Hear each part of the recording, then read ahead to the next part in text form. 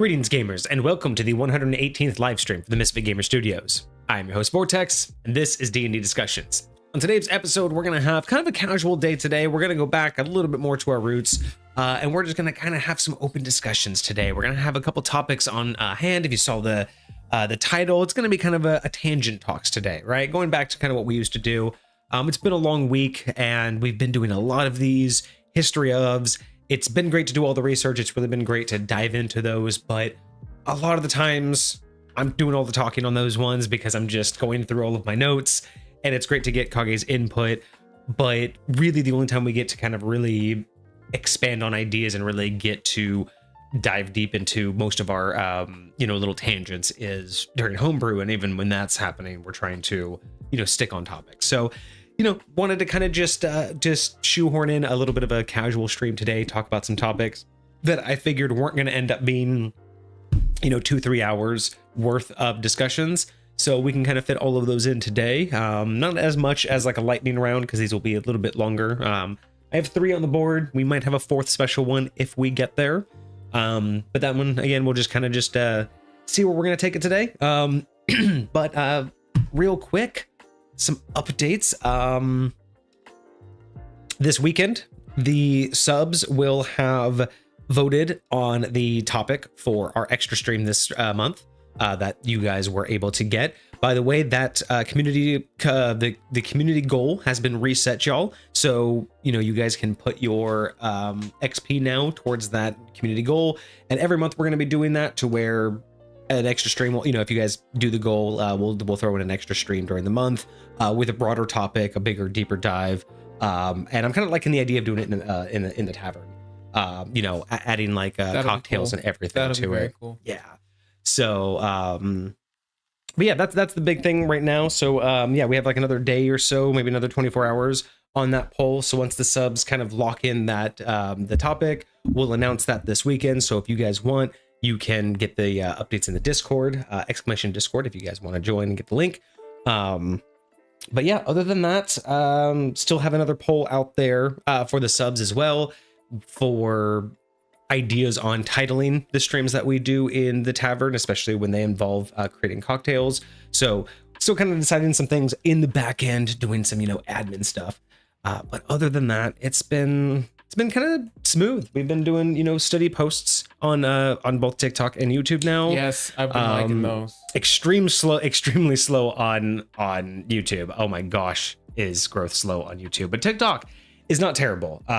TikTok's pretty cool. We're getting some decent view ratios, like view like ratios, but we're still very low. I'm assuming it's going to take us a couple months, but I've officially got us into a much better schedule. So we are now officially posting every day. So the schedule for our clips we are officially posting every day of the week.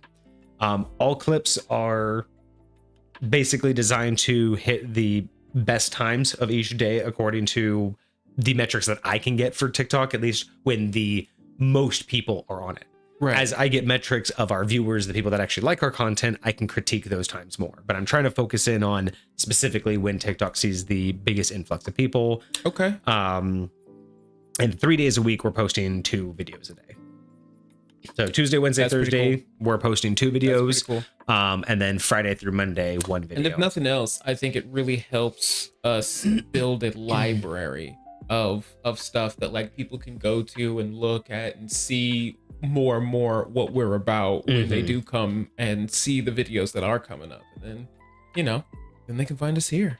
Yeah. So yeah, I'm hoping it's going to be slow growth, but again, it's not like we're making content specifically for TikTok. We're just trying to use TikTok to show off that we're here, right? So it's more of an avenue of potentially getting new. TikTok's good for that. Yeah, absolutely. I just we got to remember that we're not trying to be like on TikTok. TikTok is not our focus, so the numbers don't mean that much, right? It's fair. I'd like to see some growth, but hey, you know what? Couple hundred, every few months is fine with me. There, we do what we can. Let's see what's going on.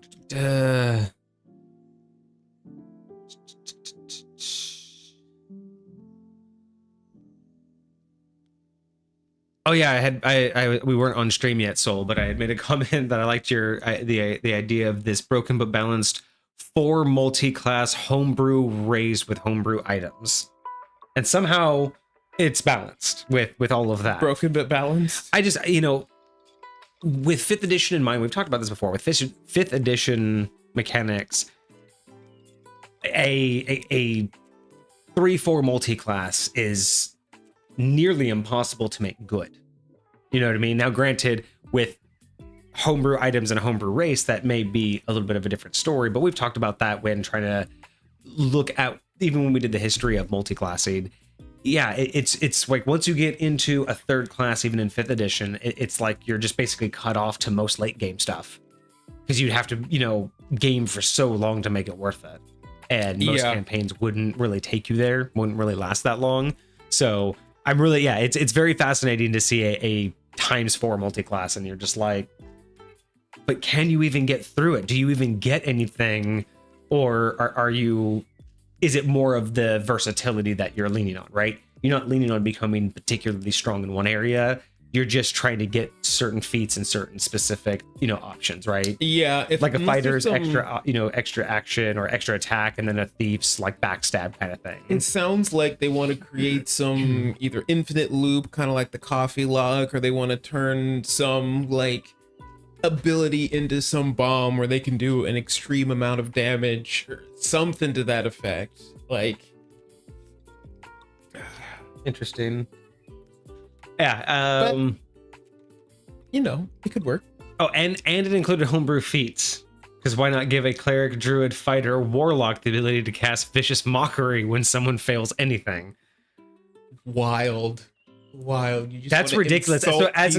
So basically, I read that, like, my mind immediately like prints that out as a reaction, because it has to use something. But as a reaction, when anyone rolls a natural 1, you can cast vicious mockery. Like, that's how I would read that. And honestly, that's kind of not a bad gimmick. See, here's the deal. I like that, but the way I read it was anytime anyone fails anything, and that's just like, just didn't make the success. Like, that's you automatically that's because all the time. Well, because vicious mockery is like what, 1d4? Isn't it actual damage? Like, yeah, so that's a little bit much. I read it as like if anybody naturally crits a 1, then you would get it, because that to me sounds like pretty balanced as a reaction. You can basically just always be there to kick someone when they're down. Like, that's just your natural trait, is you're just always there to just be like, hey buddy, I saw that. And that's just a feat. Oh man, that's crazy. And Cosmic submitted another homebrew item. I think you actually saw that. I think you got that already. I already got that written up and added to the list. He says it's technically 2 items, but they're usually found together. So it's you remember a while back when we did that one that I submitted to us from TikTok, the Rings of the Dueling Dragons or something like that. Yes. There was like a pair of rings, but they were attuned to 2 different. It's a very similar idea. Gotcha. Okay, so 2 items, but they go work in tandem. Okay. I am so down for that. Again, not that I don't want you guys to send whatever you're working on, but I am missing weapons and spells. I'm missing some good old-fashioned We got some other things. When Desmar submitted their little player index of choices. We got a good variety. We got some races. We got some backgrounds. We got some. Do we have feats? I don't think so. Yeah. We had a spell. I just want to get back to a little bit of variety. Like, I love what we're reviewing, but man, we got a lot of classes. Subclasses are very trendy because everyone wants to do a different thing. Cosmic says he needs 1,420 more points for a specific redeem. And the problem is I have no idea what redeem he would want, because even calculating that out, I'm like, but if you have 30 points, that's only 1,420. If you have 130 points, that's 1,500. I'm like, so I don't even know what the emotes cost now, so I don't know what emote he's looking for, what redeem he's looking for. But he needs 1,420 for it, so that's one of the higher emotes. That's going to be interesting. Well, there's some dangerous ones in there. I'd say dangerous. They're fun. but they can be distracting sometimes. That money, it's the IRL. Oh, he just follows up with one know which one I'm saving for. IRL voice ban. Oh, IRL voice ban. That would be messed up. Someone has to just get muted for. That's a 10K. Oh, he says swap places for the 5K. It'll be interesting seeing the roles revert. And so here's the funny part about that, Cosmic, is that was the very first one I had actually come up with. Where I was like, okay, we're gonna become an affiliate. Like, what are things I should get ready to have to put when people can redeem things? And that was literally the first thing I thought of was, okay, we'll switch places is gonna have to happen. And then I eventually like thought of like the hats one and then like the ask us stuff. But that's hilarious. That I thought of that one first, and I'm like, no one's ever really gonna do that one, are they? Maybe. I mean, Cosmic, of course. Oh, and see, here's the thing though, Cosmic's actually like caught on to the actual like menacing part of it. Because swap places sounds innocent, right? Until it's on our homebrew review day. And then you're the one reading the content. Rip. See, Cosmic's actually understanding the true value of that one. Because I was never going to say anything. I was just going to be like, hey, swap places, it'll be fun. And maybe people will just like to see us in different seats. But he's caught on to the sinister nature of who's actually in the driver's seat. Wild. Wild.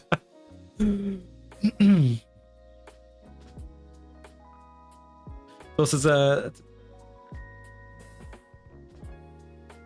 so Soul says that it's the feat was that you can cast vicious mockery towards anyone who fails a roll, just straight out. So your version was right. I think that's a little much. I don't know if I would call that balanced, just because again, without it being towards a reaction, without it costing anything, just like, literally it just happens. If that fails a roll, like period, end of story, then like that's anytime you fail an attack. What about saving throws? What about the entire enemy group fails all of their saves and you can just blast vicious mockery? Yep. That's no. Now here's the deal.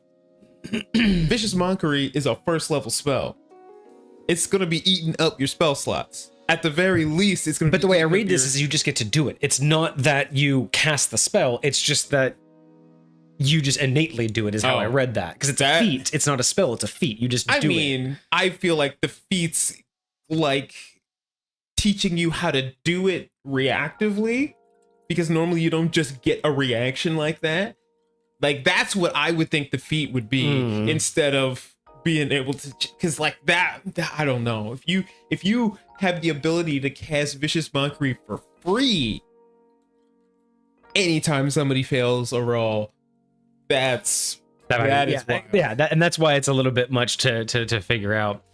Cosmic, the swap places I think is for 10 minutes. 10 minutes. So yeah, change places for 10 minutes. He says that he wants to use that for when his next item comes up.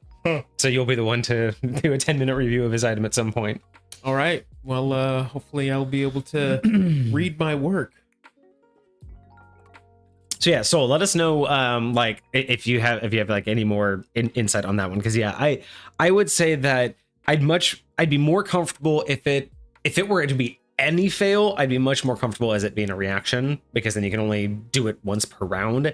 But even then, I feel like if you're gonna give it for free, and I'm totally okay giving it for free, but that's where I would limit it to like crit fails. If you see someone crit fail, like just totally flat out, and you have like this impulsive nature that you just like, sorry man, I can't let you go, I can't let you get away with that, and you just have to do emotional damage, I'm okay with that, right? I'm okay with it making a feat, because yes, vicious mockery is a spell, but how many times have we seen like an innate ability or a feat say this works as the spell blah blah blah, right? As so it's basically saying it works. It had, and that's how I read this is, and that's how I read this is this feat works the same as vicious mockery, but it's a feat, not a spell. And that's why I'm like, I'd like to see this as more of a reaction and more of a, this is when someone really messes up, right?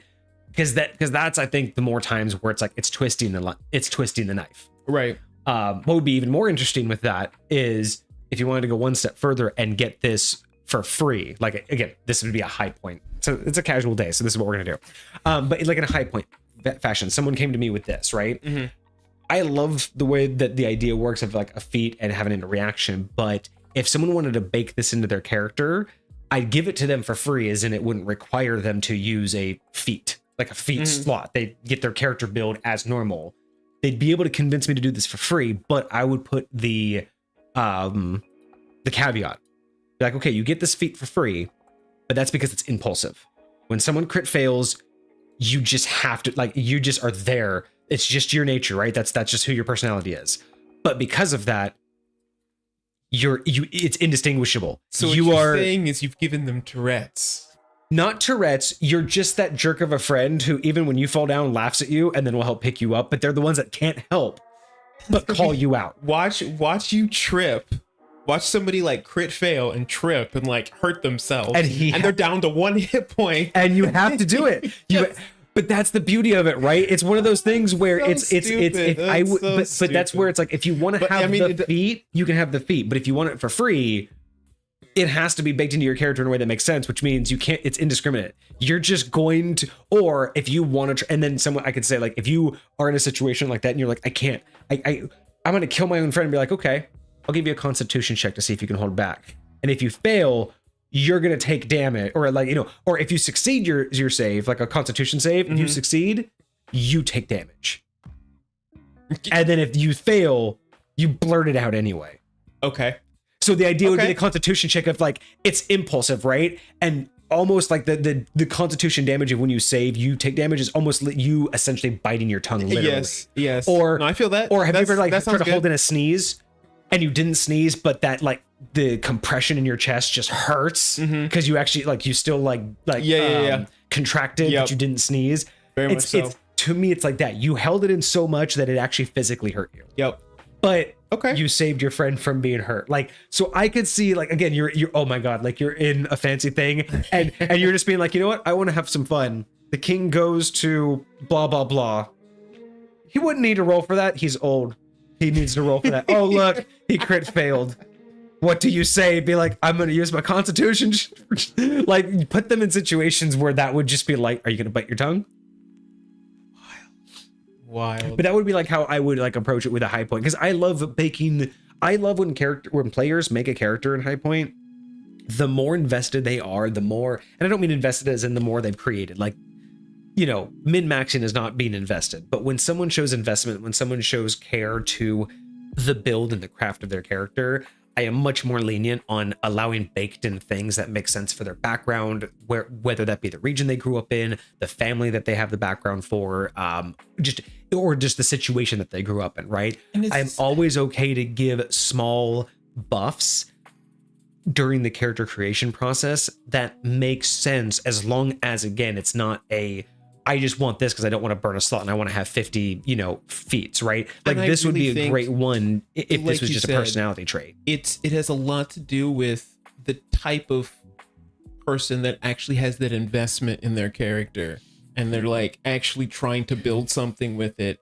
because then they're way less likely to try and abuse it and try and, like, use it in some very min-maxy type of way. You know, it makes it feel like it's way more an actual thing that's going to grow the story that you guys are putting together, and right. It's and I also like doing it because it just really helps character builds become like really unique, right? When someone's, like, building just another wizard, being able to do that really allows them to build something that not anyone else is going to have, because that particular feat was curated specifically for their backstory.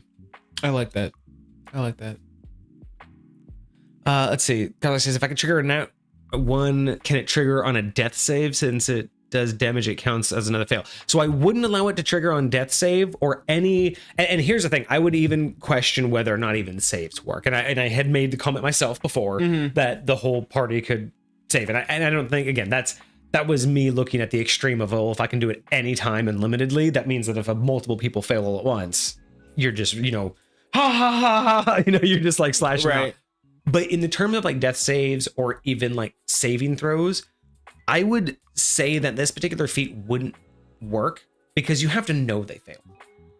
Someone who's dying, you don't know they failed to die or that they, that they didn't. What about, like, a dex save? And that's what I'm saying. I would rule that if you know visually, audibly, if there's any way that you could justifiably say your character knew they failed, I'm okay with it. But if it's any kind of a role that would not be perceivable, I don't like saying, well, it goes off because You reasons. just know. There doesn't make any sense. Your character would have to have some knowledge that they failed. Think about it going off in reality. Like, this person has to make a wisdom saving throw because somebody hiding in the shadows, and they like, forget something, and you're just going to be like, out of nowhere, you like, forgot. they're just sitting there, and you just randomly you look like insult them? like what is this? Like, it reminds me of like, have you ever seen like when people do, or like on YouTube, they'll do like snippets of sitcoms. They'll take like 5-10 minute like snippets of like sitcoms, but they'll remove the laugh track. I have not seen this, bro. Like, one of my favorites was Big Bang Theory. If you guys look at this on YouTube, you can search Big Bang Theory no laugh track. Goodness gracious, dude. It's kind of, I don't want to say kind of, it's cringe. Because as funny and entertaining as that show might be to some people, when you watch it without the laugh track, it is absolute cringe. One of the like scenes that I happen to watch, it just so happened to just be, and the normal version would just look like, if you guys know the show, Raj just being his normal, can't talk to women unless he has a drink. But when you remove the laugh track, it just completely shows him off as being misogynistic and just an absolute jerk. Like literally remove the laugh track and it's just like, it's him out of nowhere insulting Penny. Because she says something and he says something very offhanded after he takes a drink of alcohol. But when you remove the laugh track, it's just she walks in, he gets up awkwardly, no laugh. She says something, he takes a swig and then says something very misogynistic towards her. And then everyone's quiet. The whole room is quiet because there's no laugh track. Remember, because they pause during laugh tracks. So when you remove that context, it's like, if that were real life, very interesting. If it were real life, you'd be like, I'm curious. I'm curious how many sitcoms are like that. Now, so there's this it's actually a very interesting show. It's called Kevin Can Go F Himself, right? Oh, interesting. Okay. That's like literally what it's called. I'm pretty sure I watched it on Netflix, and it is half a sitcom, half drama. So like you'll walk through a door and you'll be in a sitcom and it'll feel like a sitcom. You'll have a laugh track in the background, you'll have the lighting, you'll have everything. And then you'll walk through another door and it's the exact same world with the exact same characters, but it's a drama. And it's interesting. It's the world through her husband's eyes as a what do you call it? As the sitcom, but through her eyes, it's a drama, and it's a very interesting take, and I actually kind of appreciate the direction that they went with that. I kind of like the idea that you pop into the same world but from two different perspectives, so it's like the same, you're watching the same thing. Yes, but I do like that you're getting a different view on it too. There's a lot of perspective based stuff coming out. There's that new movie with Tom Hanks called Here. I don't think I've heard this. I don't know if I really care to go watch it, but I will say the premise fascinated me. So the entire movie takes place in one camera frame. The camera never moves. So you remember like the old show, the old movie with I think was it Colin Farrell who did Telephone Booth, when the entire movie took place in the telephone booth? Yeah. Well, that movie entire place was in the telephone booth, or even Man from Earth. Pretty much the whole movie took place in, with them in the living room. Yeah. But the camera moved, right? You got different camera angles. I guess this movie here, they like starts out like prehistoric times in a landscape, and then just does like a time jump. But then eventually you watch like the house get built around the thing, and then it's like the living room. And then the rest of the movie is jumps in time from that living room. So it's literally the entire movie just takes place, I guess. I want to say it follows a family and their whole life growing up, like, just the parents going away, the kid takes over the house, he falls in love, has heartbreak, falls in love, gets married, has kids, they get old, they leave the house. Like, it's this whole, I just saw the previews, and it's like the idea of it just, the camera is in one spot and the entire movie takes place in front of it, and it's just from like the living room of this house. That's a very interesting idea, right? See? So it's like these perspective like things are becoming like definitely like more common. Like recently it sounds like that's a new directed to go. Okay, I'm here for it. But yeah, I think Where did we end at? Oh, and then Soul did come back and gave us some more information. So it does use a spell slot. And its verbiage is specifically when an enemy fails an action within range of you. So that's very important. An action. And there's a range. I like that. Within range of you. And I don't know what range is. I'm assuming Maybe range it's just of sight. the range of the spell. I'm assuming range of sight. Or I guess if you're, because it's a spell, so it would be within range of the spell. Out of pure pettiness, you make fun of them. So again, it sounds somewhat impulsive in nature, but it sounds like it does burn a spell slot when you use it. Okay. So you were right on that one. So that's not that bad. You know what I mean? Like, I don't mind if it's limited to an action, burns a spell slot. Like, those are the fine things, right? And like core 5th edition, you can't, like, the most first level spell slots you're ever going to get are like 4, I think. I don't really think you ever get more than that. So you got 4 times a day. You know, I mean, if it's a feat and you're a warlock, then you get it every short rest. Oh, my bad. I did read that wrong. Sorry, Soul. It doesn't use a spell slot. Oh. So it basically is the spell. It doesn't use a spell slot, but it only activates when an enemy fails an action.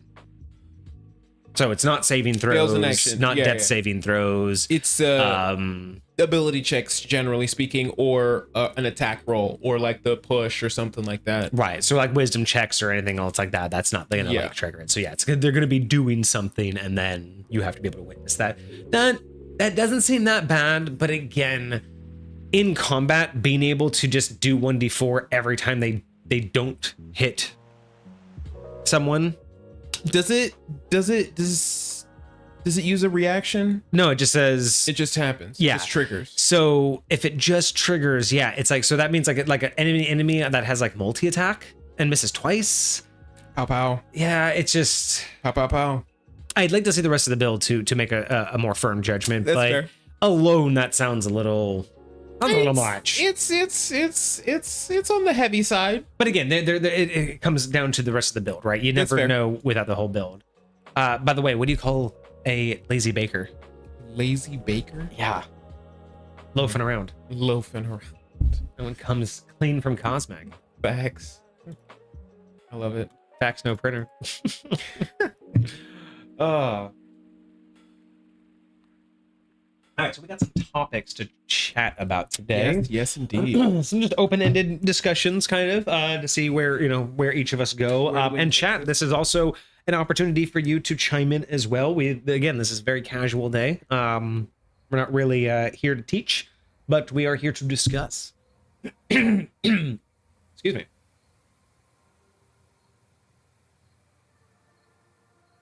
Sorry about that. All right, so first topic for today, side chatter or sidebarring during gameplay. Interesting. Yes, this is a bit of a hot topic.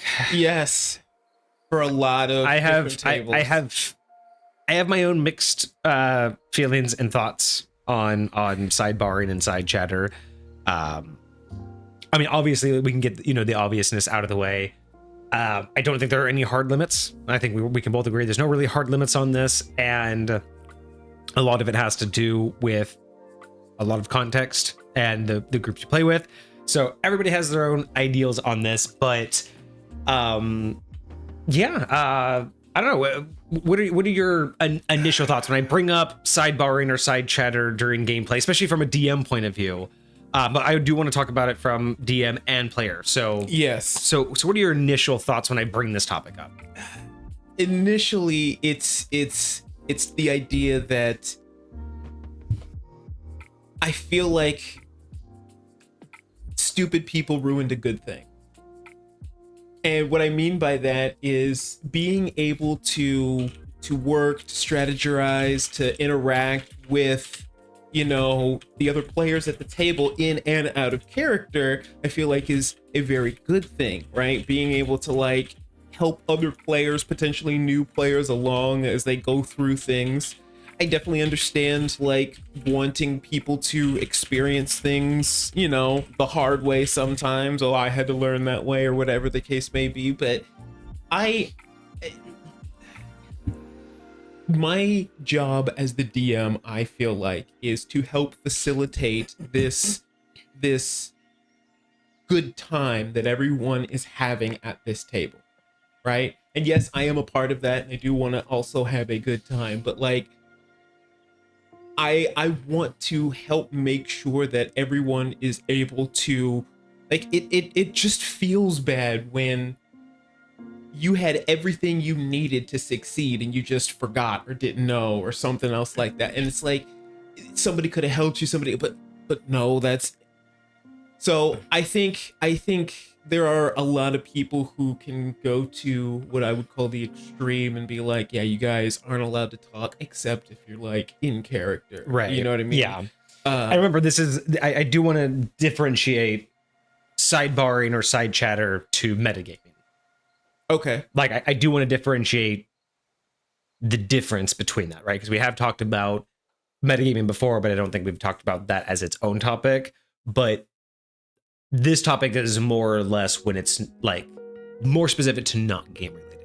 Like if I'm, for instance, if there's a combat, and I'm working with you, but there's four other players, if they're talking about the combat, that's not what we're talking about. Right.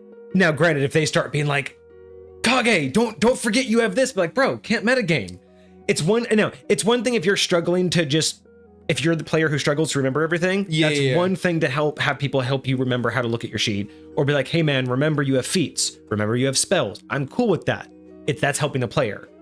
Telling the player what they need to be doing in a moment is metagaming. Very much, because their character would not, so. like, I want the player and the character that they're playing, like, it would make sense. Now, if someone, again, there's always caveats, right? If someone were to be like, hey bro, do you mind? I would prefer they ask and not just say it, right? But if someone were to throw up like, hey, his character is this, right? And he does this, wouldn't he know that he could do this, and wouldn't he have done that? Like, if they could justify it and go, like, like I would stop you from doing something if it was against your alignment. I'd stop you from doing something if it was against your class or you couldn't do it. If another player comes out and legitimately is like, oh, what up? Thank you so much for the tier 1 sub for 2 months. I appreciate you. Thank you so much. Friendship Fantastic. again. I totally forgot about those audio clues too. Those alerts. It's been so long. It's been so long since I hear those. Thank you, Hecate. But yeah, so that's the kind of side chatter I'm talking about. Is like when people are just having a conversation, right? When you're discussing battle and you get to them and they're like, yes, what are you doing on this weekend? And it's your turn. Oh, okay. I'm talking about side chatter that is that not metagaming, because that's a different topic. Yeah. We're just talking about when you're going around the table as a DM or as a player and people are having conversations, like just the players are having conversations. That's the topic, right? Because, sometimes it gets distracting. Sometimes they are distracted. They don't know it's their turn. They don't know what's going on. Sometimes it's just a small conversation. Sometimes they're not distracted at all. They know exactly what's going on, but it's distracting to other players. Sometimes it's distracting to you. This is broad topic is just, this is what we're talking about. So make more sense now? Very much Okay. so. Very much so. On a very different page. And so this is hard for me. Here's the deal. I'm like the worst person to ask about this because the majority of the people that I DM for are still in high school or before. And so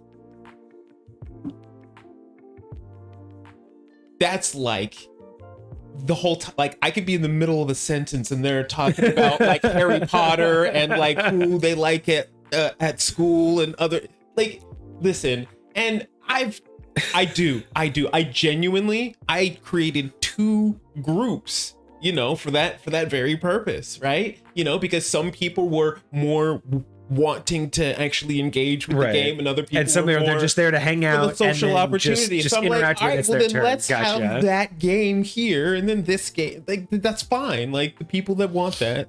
So, but no matter what, all of them do it, whether they realize it or not. But yeah, it's gonna happen. I find that it's one of those things where the reason why I think I'm so lenient on it is it's inevitable.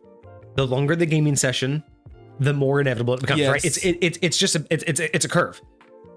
I've been there for multi-day gaming sessions. When I say multi-day, I mean like not multi-day as in we showed up, gamed, went to sleep, showed up, gamed, went to sleep. Like out of 72 hours, we all maybe got 6 hours of sleep total. you know, like Yep. there were naps and then there was back to gaming. There's a point to which you just, not everyone can pay attention, or there's just going to get points the longer the campaign, the longer the gaming session, where there's just going to be things not involving people. The party's going to split up during shopping. And I don't mean split up during the campaign, but you're going to be talking to the weaponsmith, you're going to be shopping for your rations, you're going to be over there shopping for magical items. You weren't having major dialogue like plot stuff. You're just, hey, I need to go shop for this, I need to go shop for that, but you all are going to be taking up various amounts of time, right? You know, you may go and you may be the diplomat. So when you run into the mayor, maybe your conversation runs a little bit long and the rogue's never going to speak to the mayor because he's trying to, you know, make sure that he doesn't find out that he's the one that, you know, like, you know, killed his brother, right? So it's like there's going to be times, the longer you run, there's just going to be moments where you cannot keep everyone captivated. So I understand that side chatter is inevitable. That's why it's like there's no hard rules you can really have on it. Almost say I think there is, to a certain extent, a benefit, because think about in a situation like that. Imagine that there was that conversation going on between the mayor and the paladin, right? And they were talking, and the rogue didn't care, and so he was there, he was in the room, but he was half paying attention because he really doesn't care about whatever it is that they're drolling on about. And so maybe the player is playing some game on their phone or looking up a recipe or talking to somebody else about something, and they're not paying attention. But in that conversation, they just so happened to drop a piece of information that only the rogue would have recognized. Right. And he missed it because he wasn't paying attention, but the rogue also wouldn't have. So, you know, depending upon, like, again, the players at the table, I think that...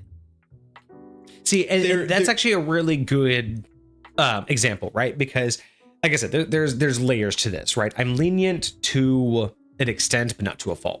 Sure. So taking that as an example, long-winded conversation, and there's about to be some important information dropped. I'm the kind of the DM where it's like, I try to understand, like, what is the context of people's side chatter. If they're just having a moment, that's fine. If the chat's going long and it's distracting other people or me, then I usually kind of be like, hey guys, like, you know, take it out or pay more attention, please. Because again, it's not so much like I'm not like a teacher, right? It's like, do what you do, you're adults. But it's that whole either walk away or bring it back. If it gets to the point where it's disruptive at all, like that. Because what I can't stand is like if it's your turn and you just have no idea what's going on. Yes. I get that combat can take a long time, but you got to at least show an effort that you're trying to pay attention. When you just show that once it's not your turn, like, my biggest thing about like side chatter is don't disrupt me or the other players.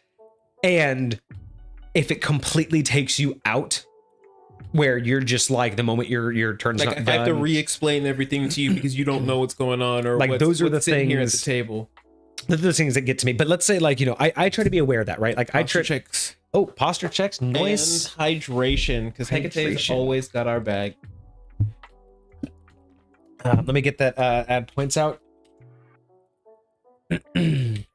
But one thing, like, when you were talking about, is I try to keep in mind what's going on with people and where they're at with their attention spans. So I'll know which ones are just fading because they're not being engaged, right? So let's say it's that conversation and it's going a long time. I know that they're gonna fade.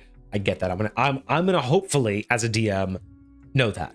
But I'm also hopefully gonna know when I'm dropping information, right? Like, I would hope as a DM that you're paying attention to when you're about to drop good lore. So my leniency comes down to, you're asking the right questions. I see where this conversation's going, and I'm like, oh, I'm about to drop this thing. I'm gonna kind of do the side eye of, so hey guys, like, you guys hearing there's like good information here, or I'll make a comment to the group at large to basically give them a heads up, like, hey, now's the time to pay attention. Whether it's in game or out of game, I would at least try to do something like, hey, you guys paying attention to this? Or, hey, did you guys catch that? Or, wow, so that's a good question. You know, I would at least give them, because again, I understand if it's one of those situations where, hey, you guys have just drifted off because you're not involved, I will at least throw out the hook. Okay, now, if you're going to ignore me, if you're going to be like, oh, you're still talking to that guy, whatever, but okay, I gave you every reason to pay attention. I'm going to drop this information. And I'm also the person that, hey, if this person, like, the, you know, let's say the paladin, gets that information before the rogue and wants to hold it over him, hey man, I gave you the hook, right? But if you're a chronic, not paying attention person, if it's not your turn, so you just zone out, I'm not even gonna give you the warning, because at that point, like, I probably don't even want you at my table, and I might just, I probably wouldn't keep you that long. If you're just constantly like zoned out, you never know what's going on. You're not here. Yeah. And you're only there to interact when you're interacted with, like your player is interacted with, or your character is interacted with, then I'm not interested, right? Like I'm not gonna spoon feed you the game. Yeah. And that's where I'm like, I try to just be understanding. I try to, if it's a fast-paced combat and we're going from person to person to person and someone's doing the thing where they're just, distracted with something else, it's like, nah, like, man, I'm gonna start passing you up. Everybody else is ready to go. You know what I mean? But if it's like, a couple hours into the game, everyone's just kind of going a little bit slow, I'll be more casual with it. I'm not gonna like speed everybody up through it. Right. But that's why it's like, yeah, side chatter. I would say that I don't have a hard rule against it, but I have a personal rule against it in general. Like as a player, I try not to side chatter very often. I try to do it when we step away or find a reason to. But that's also just because when I play, like, even if it's not my turn, I'm still into the game. Like, I'm very rarely just so disinterested in the game that I want to have a non-related conversation. And even if I do drift off, it's usually game related because I'm thinking about what I want to do next, right? So I'll side chatter and metagame, but not like, plot effect metagame. I'll be like, hey man, next time we go into combat, like, what do you want to, like, I will do that kind of side chatter, which is less offensive to me as a DM, because at least like you're still here, you're still involved in the game and you're ready to play. But yeah, in general, I would just say that I have a personal rule against it, but as a DM, I don't have like a hard, you can't do it. Because again, not everyone pays attention the same way. Some people very much so need to have a something else engaging them. Yes. To pay attention, and I'm okay with that. Like, again, I learn my players. If I know a player is scrolling silently on TikTok or Reddit or like Twitter or whatever, and if they're just silently doing that, but when it's their turn, they're like, cool, I'm shooting the archer over there because he hit my buddy. Like, cool. Like, what's going on. I don't have to explain it to you. If all you do is go back, okay, wait, who moved? He moved, so he's now 10 feet. Because that's the thing. I get clarification questions. Yes. Not, well, who's still alive? Yes. Okay, well, where are they? Like, you weren't paying attention, but like, even I get when people need to have a distraction, and that's that whole thing about being a DM, learning your players, learning, their nuances. But again, it's like, I will always speak up when it's getting in my way, another player's way, or in the game, in the flow of the game's way. Yeah. But yeah, I know it's kind of a hot topic because I desire to improve. We'll put it that way. Yeah. That's definitely not my strong suit. I want everyone to feel free to, interact how you want to interact, because the engagement, like, if I feel like, especially with a lot of the people that I DM for, I feel like if I'm trying to force your engagement in what's here, then you're not going to want to be here. Right? Like, it has to be desired by you. And so, which is why so much of the game is just about what is it that you guys want to interact with. Right. Well, and especially for you too. Like, I know a lot of people, it's like when you're a demon, it's a lot of the times it's for a group of friends. Mm-hmm. For your case, it's a church group, so you're trying to get a community built. You're trying to, provide a safe place for them to hang out. Unless you're doing it at a game place, like, you go to a game shop and you're just doing it like with randos live in public. For a lot of the time, it's like you do want to create a space that's just comfortable to hang out in. Everybody does want to play the game. Yeah. But everybody also just kind of wants to hang out with their friends too, right? Yeah. Like, unless you're super hardcore gamers, which, hey, if you guys are, you all know the rules. Like, yes, exactly. But hey, it's like everybody comes into this because they want to have they want to play a game with their friends, right? First and foremost, it's a game with your friends. Anything beyond that is enrichment, in my opinion. Again, we always talk about, it's about having fun. Yes. And if people are there, and let's say if you're in a group where people are there constantly having food and goofing off and having jokes, and D&D is kind of the side thought, if that's what you guys just doing, that's cool. Like, if that's what everyone's down for. But with the side chatter thing, it's like, if you're the only one doing it, That's where it's like, Yes. for me, it's more of that. What is the group feeling? Because, you know, when we're in game mode, I like to be in game mode, but I also don't want to restrict people from just, you know, enjoying their time with their friends. Yeah. So it's that whole, I don't want to be the jerk and be like, hey, if you're here, you got to be quiet and pay attention and play the game only. But I also want to be respectful, just like if we were watching a movie, hey, don't talk over the movie. Yes. And that's kind of my feeling, right? It's like that's the kind of level of respect and mutual understanding I would like to have is you wouldn't talk over a movie, so do you mind not talking over our game? Like, I want you to be here, hang out with your friends. But like in a movie, if you want to make a comment, if you want to make a meme, like how many times at movie night, you know, you're out with your friends and someone will make a joke at the movie and everyone will laugh at it. It's fine to joke. It's fine to It's a banter, part of the game, yeah. but no one wants to hear about your work. No one wants to hear about, you know, what happened to your dog last week in the middle of the movie, right? Like there's time and a place. And I think that side chatter is very much that, right? In my personal opinion, side chatter has a time and a place. It's inevitable. I don't have a hard rule against it, but personally, I try to stay away from it as much as I can. Right. Just because you know, if the gameplay or if the flow of the game is going well, you shouldn't have to worry about it, but I try to stay away from it for the sake of the gameplay. I very much agree. Like there's a huge difference between disconnecting from the group that you're with and participating in the adventure that's before you, right? Like if I'm here, if I know what's going on in combat and, you know, I'm replying to a text real quick, and I don't mind real life. Yeah, I don't mind real life getting in the way. If you gotta do you. Like it's not the end of the world. But if every time I come to you and I try to talk to you, it's just, I don't know what's happening, I don't know what's going on here, then why are you here? Right. And if you're just here to hang out with your friends, that's fine, but recognize your friends are doing something, and that's cool if you just want to hang out and talk to them. As long as they're playing, maybe you shouldn't be in the game, right? And I know some people are like, but then, you know, if I'm not in the game, I don't want to be, you know, some people have those hiccups, but, you know, I think if you usually be like, hey, you know, I think for the most part, using the analogy of a movie, I do like that. Is because if you can't use it as an analogy of a video game, like there's a lot of times you can play video games and have side chatter, no one cares. Yeah. But put it in the context of a movie, right? Because everybody wants to be on the same page on what's happening in the movie. And that's kind of what D&D is, an evolving movie that no one's seen before. Yes. And everybody wants to be on the same page. And everybody's a part of, invested in its future. Yeah. I like it. So I didn't really have a whole lot more. I just kind of wanted to openly chat about, like, you know, because side chatter is like, there's so much you can really talk about, like all of the different times side chatter would pop up and what you would do. I mean, you know, if we had more questions from chat, like, you know, like how we could handle it, or, you know, how would you, you know, as a DM or as a player. But, you know, in general, I think side chatter is just one of those things you have to expect it.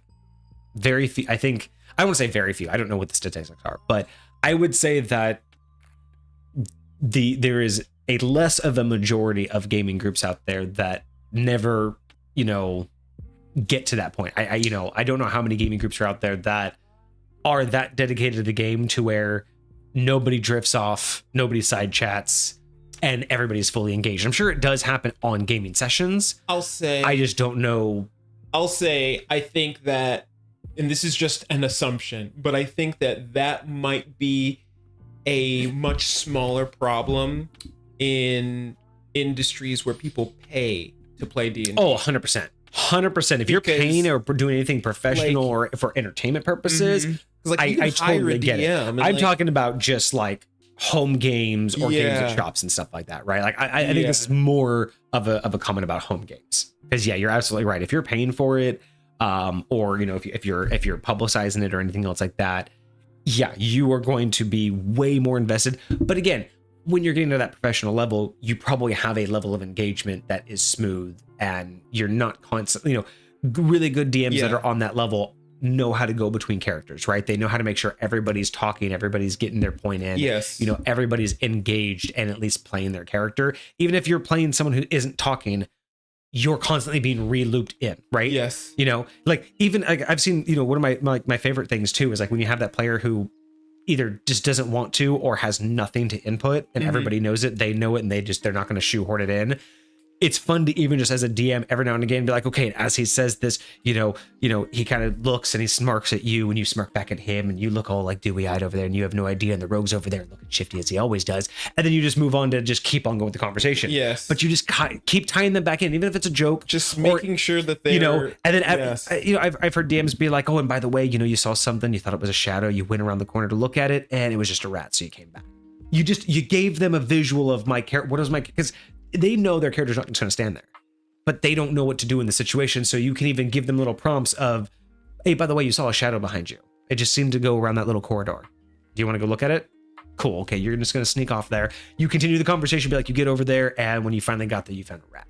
Like, it's nothing, but at least they were like, they got to decide to walk away from the group. Right. And that's exactly what a rogue would do. He'd be like, what was that? He'd go down the hallway and, rat, okay, and then throw a knife at it. You know what I mean? Like, those are the kind of things. Good morning, Hoylapa.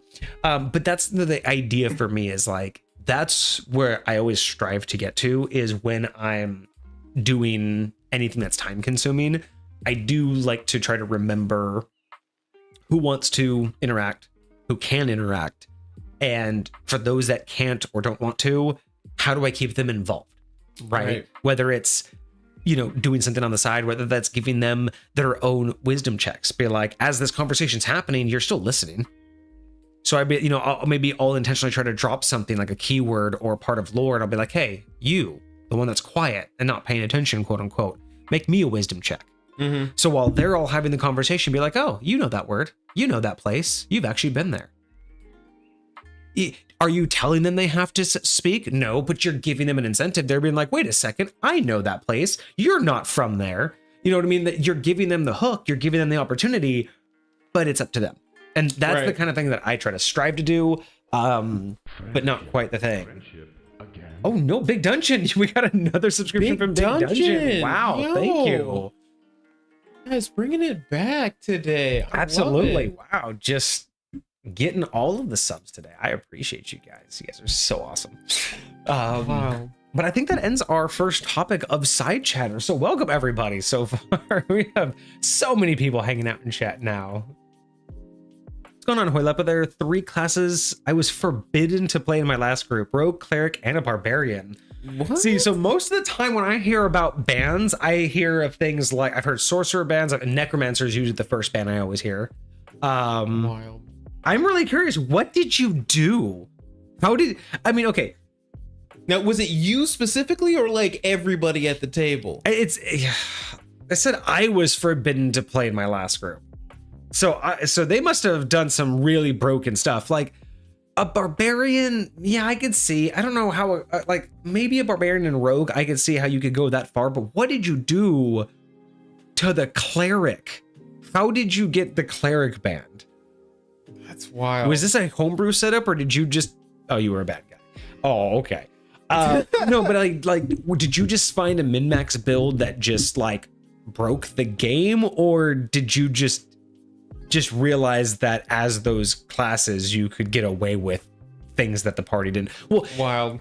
Yeah, and it's because it's the whole last group too. It wasn't just from that campaign, so it's like it must have been a broken build. It must have been the way that you use it. That's what I'm saying. That's crazy. You've got to share, at least in Discord. Share. We have to know what's going on with this. All right. Well, for those of you who have just joined, we just got done with our first topic for today, which was side chatter or sidebarring in gaming. I think our summary was that for both of us, there's no hard and fast rules about it. It's not the best thing. We try to stay away from it, but my personal belief, it's inevitable, and it's just one of those things where you have to critique it before it becomes a problem or as it becomes a problem, but plan for it, expect it, and try to work with your players as best you can. Then we gave the example or the idea that to help with people who don't quite understand why or how it's so destructive, because again, a lot of people talk over video games all the time. A good way to do it is to express to them, well, you wouldn't really talk over a movie. Yeah. And so that's a really good way to do it, because it's like, imagine you're in a room with a bunch of people who are watching the same movie for the first time. They're all watching it for the first time. Everyone wants to stay on the same page. And if you start talking to some people, people are going to get lost. I'm not gonna lie, this very much reminds me of the first time I watched The Labyrinth.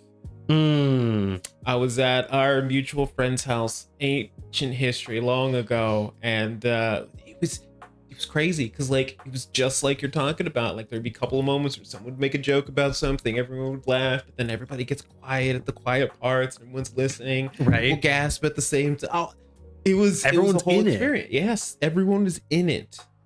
It's real. It's real. Oh, the cleric was banned because you would begin to preach in game for half an hour or longer. Yeah, I would just ban you as a player if you just took up a half hour of monologue. Like, I might just kick you out, or just be like, listen, you continue to preach for half an hour. Yeah, all right, I'm not gonna listen to. We can speed game your sermon, unless you're trying to convince a specific person. Yeah, I mean, unless it's like one of those things where like it just happened to be that the conversation took that long and just all of that. But man, wow. Now I want to know what okay, so that was so that's what got you banned as a cleric, is just you got too preachy. That gives me no clue why the rogue or the barbarian Did he get too stabby, or did he get too broody, or did he just steal everything? Was he just a klepto? Ooh, when you're a rogue, are you just an absolute klepto and you just can't? Maxes out his sleight of hand and just starts stealing from everyone? Every chance you get, there's every party member's always missing something. You're just like, what? No, not at all. Listen, Barbarian just punches everything. Knock on a door, just punch through it. The first thing I'm gonna do to a klepto is I'm going to make them steal something that's cursed. Well, I mean, they're gonna choose to steal something that's cursed. They're gonna just reach in some. You like taking stuff? All right. Well, guess what you took. Guess what you took. All right. So that was our first topic. I'm gonna step away real quick, and then we'll get to our second topic. Okay, numbre dos. But yeah, I will say it's that last topic was hard for me, because I genuinely have a hard time knowing like the right ways to just like go about being like, all right, let's bring it back, you know, because I see some people at the table, they locked eyes with me. It's like, I came here to play. I'd really like to play my character, but everybody else at the table's just yapping, and I'm like, I know, but I don't. They're wild animals, okay? They're wild animals. What do you want me to do? They're rabid beasts. It's fine. Yes, player consequences, Big Dungeon. That's also very big, and that's the thing too. It's like player consequences can come in a lot of forms. Player consequences come in the form of in-game or out-of-game. I really like doing in-game consequences for out-of-game actions. So punishing the character for what the players are doing. Oh, interesting. Similar to what you were similar to the example that we gave earlier of, if you have someone who is chronically not paying attention, don't let them know that they just missed a big piece of information that they needed, right? Like, you just let them lose that piece of information. You let them just not get away with it. You know, I've made NPCs, like if they're doing it in like certain dialogues, I will just innately make those NPCs recognize that their character has no interest, so therefore they'll begin to react to them as if they're talking to someone who has no interest. So you start talking, you know, you're in a group of a king, and the king's trying to give you, his advisors are giving you all the important details, and if, you know, one of the characters, the players, is just not paying attention, the king's gonna get offended that that player, that character, is not paying attention. Is like, how dare you? You want me to tell, like, why are you standing in my court and looking like you could literally in game? And if the player's like, well, my character would be paying attention, be like, but you're not. Clearly not. Yeah, so it's like, you know, the idea is you can inflict different types of penalties in ways that it's like, because, you know, some people will take it personal. If you were to like say, hey, you know, if you were to go after the player, some people take it personal. Going after the character at least kind of makes them feel better in a way. I will say it's interesting, because, you know, some people will feel like, oh, you're targeting me because you don't like me or whatever, you know. But honestly, I I very much like the idea that, you know, you are again trying to embody your character, right? And so if this is the direction that you have gone, your attention has gone, then who's to say your character's attention would not have gone as well? Right. You know, and so it's like, I need you to demonstrate to me that they are this invested by demonstrating that to me. Like, I don't know how to say it, but that's it. But Absolutely. something you said a second ago made me think about something when you were talking about side chatter and how sometimes it's okay, like you talk about like, oh, what kind of should I use this spell? Are you okay with players having in-game conversations with each other while you're dialoguing with another character? So this is actually a really good idea. Let's get back to chat real quick, but yeah. I did want to comment on that. Harlepa said that the rogue was actually a mugger, strength build. A mugger? Yeah. You would like hold people up in alleys? Yeah, a strength build with sneak attack. Even gave one of the other players flashbacks of bullies. Goodness gracious. So that's why they can't be a rogue anymore. Oh, wow.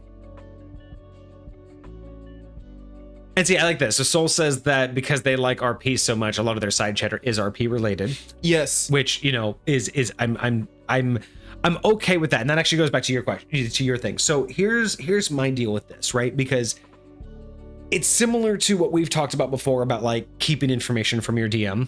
Mm-hmm. Is there's a big trust value there, right?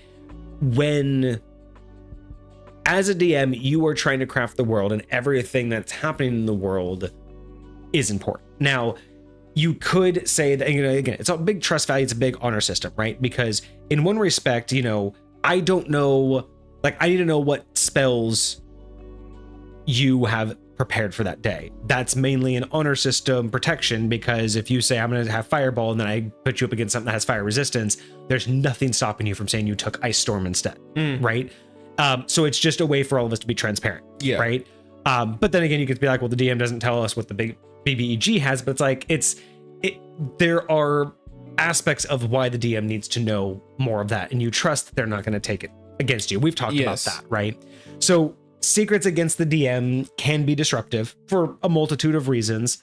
And that's just why I tend to not like them, just because the idea is that based on the story that I'm crafting and the directive that I have and the things that I've predicted you will do, I've tried to make, you know, those ideas planned for, and those secrets, those surprises are extremely disruptive to everything that I have planned. And typically, while it's fun and engaging in one respect, and people will be like, well, that's the whole DM's point of view, is to throw us stuff we don't know how to do. It's like, but that's the point of your side of the game. Your side of the game is to dynamically react to things you don't know about. Mine is to have the things planned for and try to have as much of that ready for you. To throw me something that I can't be prepared for basically shuts the game down, or has the potential to, right? You throw something at me that I'm not ready for, don't understand, or have not prepared to have happen, and now I have to stop and figure out how is that going to incorporate, what's that going to cause. And for me, that's kind of why I've always been hesitant of that. So going into your question about RPing, I don't mind when the side chatters RP, but it's kind of like the idea of having secrets. If you're going to have an in-game conversation, like Olo and Safia, if Olo and Safia are going to have an in-game conversation, and I don't know that conversation happened, right? I don't know the information that you guys exchanged. That's part of, I can't predict anything that you're going to do. So while that's, again, I'm not going to use it against you, I need to be able to predict, to plan out what the world is going to do in that directive, right? Because again, it's that whole idea of, if I've planned for you to go this directive and you guys had this conversation that you're going to go somewhere else, and I've spent all of this time crafting this campaign, and you're like, cool, we're going this way, and it's like, but I thought the plan was this. Like, oh, we had this conversation, we've totally changed the plan. And it's like, okay, I don't have anything for you, so we're gonna have a really shitty game today, right? It's kind of like that. And I know for me, it's not as bad because I'm usually more dynamic than that, but a lot of DMs, that's how I see it, is you put so much effort into trying to craft something that is going to engage those people, and then when they have something that hasn't happened, or they've changed their mind. So the side chatter, like metagaming and stuff, is one thing. That is correct. You were correct when you said it's about trusting your players. Because a lot of the times, I mean, it could be just those two characters getting to know each other a little bit better, and that's fine, right? If you guys come back and be like, oh, we're just talking backstory, I'm just explaining to them where I came from, I'll ignore you. I'll be like, cool. I just need to know what's the exchange. Now, again, if I don't know what's happening, you guys come back and said, hey, we were just chatting while you guys were doing that. We've come up with a plan. And then you tell me the plan.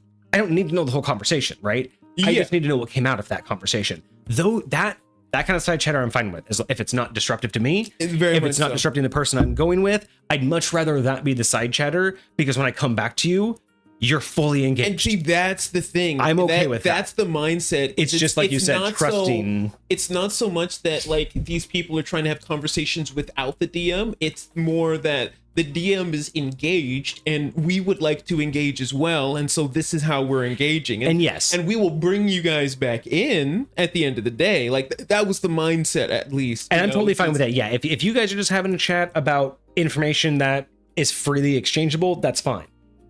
I just need to know the general gist of it, right? If you gave him a secret, if he knows a secret about you, I kind of, as a DM, need to know that, because when you try to be like, I actually know that, be like, no, you don't. Only he knew that.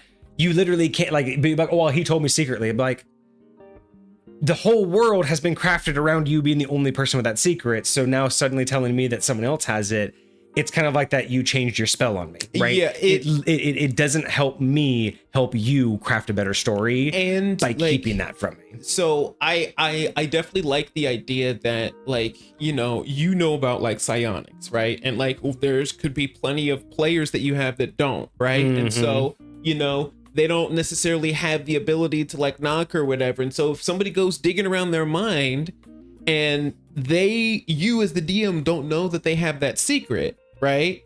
And then boom, that secret is now out, but you didn't know it was out. So like a lot of these things can very much have significant impacts on what's going on. Like the psionics is perfect too. You tell someone a secret without me knowing, and then I have an NPC dive into their mind and I know what they know, so I choose what to take.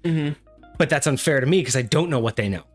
You've taken that knowledge away from me, so I can't use that in the game. Now, granted, that's the whole thing of like, I wouldn't. Now, you trust me that, oh, you've told him the secret.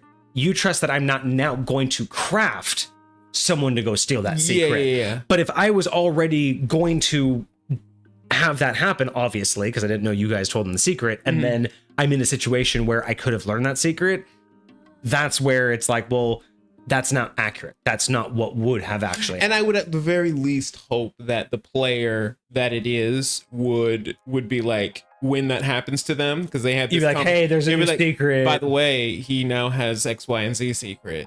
And that's what I'm saying is, right, I would hope that everyone's just on the same level and being like, hey, this is what we chatted about. That's all I need. If you guys are having the chat, I would prefer to be there, but that's just because I want to be in part of the game too.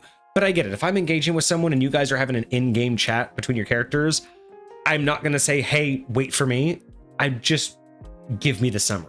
At least let me know what was talked about. Because again, also, here's my deal too. As a DM, I'm crafting a whole world, and that doesn't mean just who you're going to fight, right? I need to know what your relationship is like. Like, if I know that you guys are becoming buddy-buddy, I might put him in danger because he's your buddy now. I might not put him in danger because you don't give a shit about him. Like I need to know what your guys' dynamics are, because that matters when like how am I going to tell you that you're not doing your alignment correctly if I don't know what your relationships are? Because your alignment or your actions because I could be like, hey man, you wouldn't do that. And you'd be like, yeah, of course I would. Be like, you would have before, but you made a deal and you don't go back on deals. And you'd be like, you're right.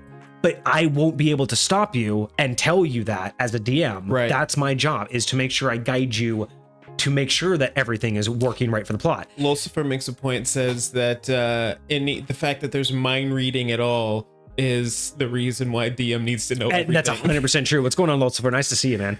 No, that's 100% true as well. Is 100%. The whole aspect of the DM they aren't just the NPCs, they're not just the encounters. They are the living, breathing world around you. And that breathing world exists to understand, right? Like a very perceptive guard will see that you two are buds or you two aren't, right? Like there's going to be things that people can understand about two individuals. You know, why are party groups always immediately identified as adventuring groups? Mm-hmm. You have a vibe to you, right? You come in packs, Yes. you come in droves. I mean, have you ever had an adventuring party specifically walk into town staggered? No, you all just say, we walk into town. It's very fucking obvious you all roll together. Yeah. Do you guys, I mean, how many adventuring parties walk into town? And then how many times does the DM tell them, yep, you see a group of 5 over there walking together all armored up. You see a group of 3 over there all armored up. They seem kind of sad. It looks like they might be missing a friend. You know what I mean? Like, no, you see just a bunch of random people. And then there you are, you 5 or 6 armored up, walking through town together. And then you wonder why you stand out. You wonder why guards always stop you and ask you why you're here. You wonder, man. you know what I'm saying? Like Us. nobody ever says, hey, let's change. Let's look normal. Hey, let's maybe stagger and go in pairs and split across the town. No, everyone rolls in. And then you guys wonder, well, why can't we get away with this? So you're telling me this quiet little town had 6 of you roll in yesterday and suddenly there's a bar fight and you're wondering why they came to you? I'm sorry. News travels fast, man. This is like high school. By lunchtime, everybody knows. All right. We also got the update from Hoylipa about the Barbarian. So the Barbarian was banned after an evil one-shot. The concept was that I get my rage and power by being possessed by a revenge-driven dog spirit. Interesting. Did you like go down on all fours and start fighting people? That would be So wild. he went out to so he clubbed puppies. Doesn't help if the DM was a dog furry. Oh wow, yeah, that doesn't either. Was that? I'm just saying, was that personal or was that personal or was that? Did that just happen to work out that way? Or that sounds kind of personal. That sounds. I mean, for a one shot, that sounds like maybe a little bit of a dig. I don't know. Goodness. I have seen some wild one shots though. Big Dungeon says never keep secrets from the DM. Yeah, I don't ever keep secrets from the DM. I like telling the secret. Like I'm the kind of player because again I like feeding my DM. I know it's Asian and not a genie situation. Whenever you give the DM anything, it's always going to turn out to be a Jin wish. But I like that. I like feeding the world. I like changing the world. Right. I like it when I don't just want to beat the monsters and beat the BBEG. Yes. I want to know that I've done, like, I love it when I've done something that I know another player, not in my party, but another player sometime in the future is going to see something that I did. Like I just irrevocably did something that the DM will now change. Not necessarily in the world, but just even them, right? Like just do something that it's like they'll think twice, right? And, you know, that idea right there is feeding the DM gives me more opportunities for that. I honestly like making secrets with the DM more than I do from them. I a lot of times I'll even be like, hey DM, my character, he's made this, like, he has this idea, like this is the, like he has this plan. Mm-hmm. I'll just tell him like what my character's thinking. Like I'll be like, my character, like he's gonna kill that guy. I've convinced myself if I see him, I'm gonna kill him. I will tell my DM that. Now normally you wouldn't have to, but that's, to me, again, if the DM knows, he's not going to, I trust that my DM wouldn't go out and intentionally like buff up that person knowing assassination attempt's going to happen. But at least my DM now knows that when we randomly bump into them and I just pull my sword and immediately go to attack without preamble, he knows exactly. It's not going to be like he's going to just derail the whole campaign. He's going to be like, yeah, I saw this coming. I knew it. Right. I'd rather him be prepared for the moment, but I trust that he's not going to prepare against it. Does that make sense? Yes. And that's what I try to be as a DM. I try to prepare for it, but never against it. You know, it's like knowing your guys' spells. I try to understand. I'm like, okay, you have a fuck ton of spells. I'm going to have to prepare for you wiping out a lot of enemies, but I'm not going to sit there and be like, oh, I'll just give you this enemy instead. And that's going to be fucking useless. Who does that help? Doesn't help me. Yeah. Doesn't help the story. Doesn't help you guys have fun. So 100%. Let's see. We're going back to Soul. IRL party likes to split up. Oh, everybody. Why? Don't split the party. I'm okay with it in town, but like when you out, like y'all just asking for death. Unless you're trying to flank, then I can kind of understand that. Sorry, Soul. I don't necessarily want to read all of that out loud, but having to RP that between your character's side chatters and figuring out what happened to you and what you discovered. Yeah, that's an interesting one. I would definitely say that. Yeah, running into doppelgangers and having some unique encounters with doppelgangers. Interesting. And then having to admit that to your party, be like, especially if it's doppelgangers of the other party. So, if you have secret liaisons with doppelgangers of other party members, and then when you group back up, you think that you have been with that party member. That would make some really interesting. That would actually just be a really interesting like plot device to throw at any party. They all like, imagine this, like the party, they all have their individual like relationships, but the party all goes to sleep at in like an inn or whatever. They all get their own rooms, but then you have like doppelgangers come in. One sneaks into each room, but they're all a different party member. So you have them all wake up thinking they've all had an encounter with one of the others, and then they all wake up, go back down to breakfast, and they're all just like we're not supposed to talk about this, but they all think it was someone else.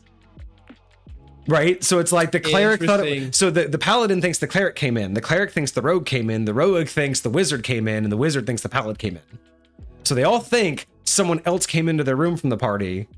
I feel like at least one of them would be like, oh yeah, that was great last night, wasn't it? But can you imagine that plot hook though? Just throw that in there. And then that's like they get to a new town and that's the first thing that happens to them. And then that's the hook.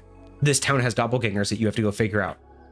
Like, but that's the hook that you find out that you're like being hunted by doppelgangers or something like that. And just then you have to start questioning, because then you get to start being a DM and throw things out. Like, man, do you remember like what we got to do is we got to go search him like we did in this town. And then you tell the other player, you have no idea what he's talking about. Like, but when we did the, like, he has no idea what you're talking about. Like, you could really mess with them, because anything they say, you could start being like, was that him? He doesn't remember that. I would be very interested in, because I've always thought of like, hey, I want to like replace one of my players with somebody else or something like that. But like, unless I get that player in on it,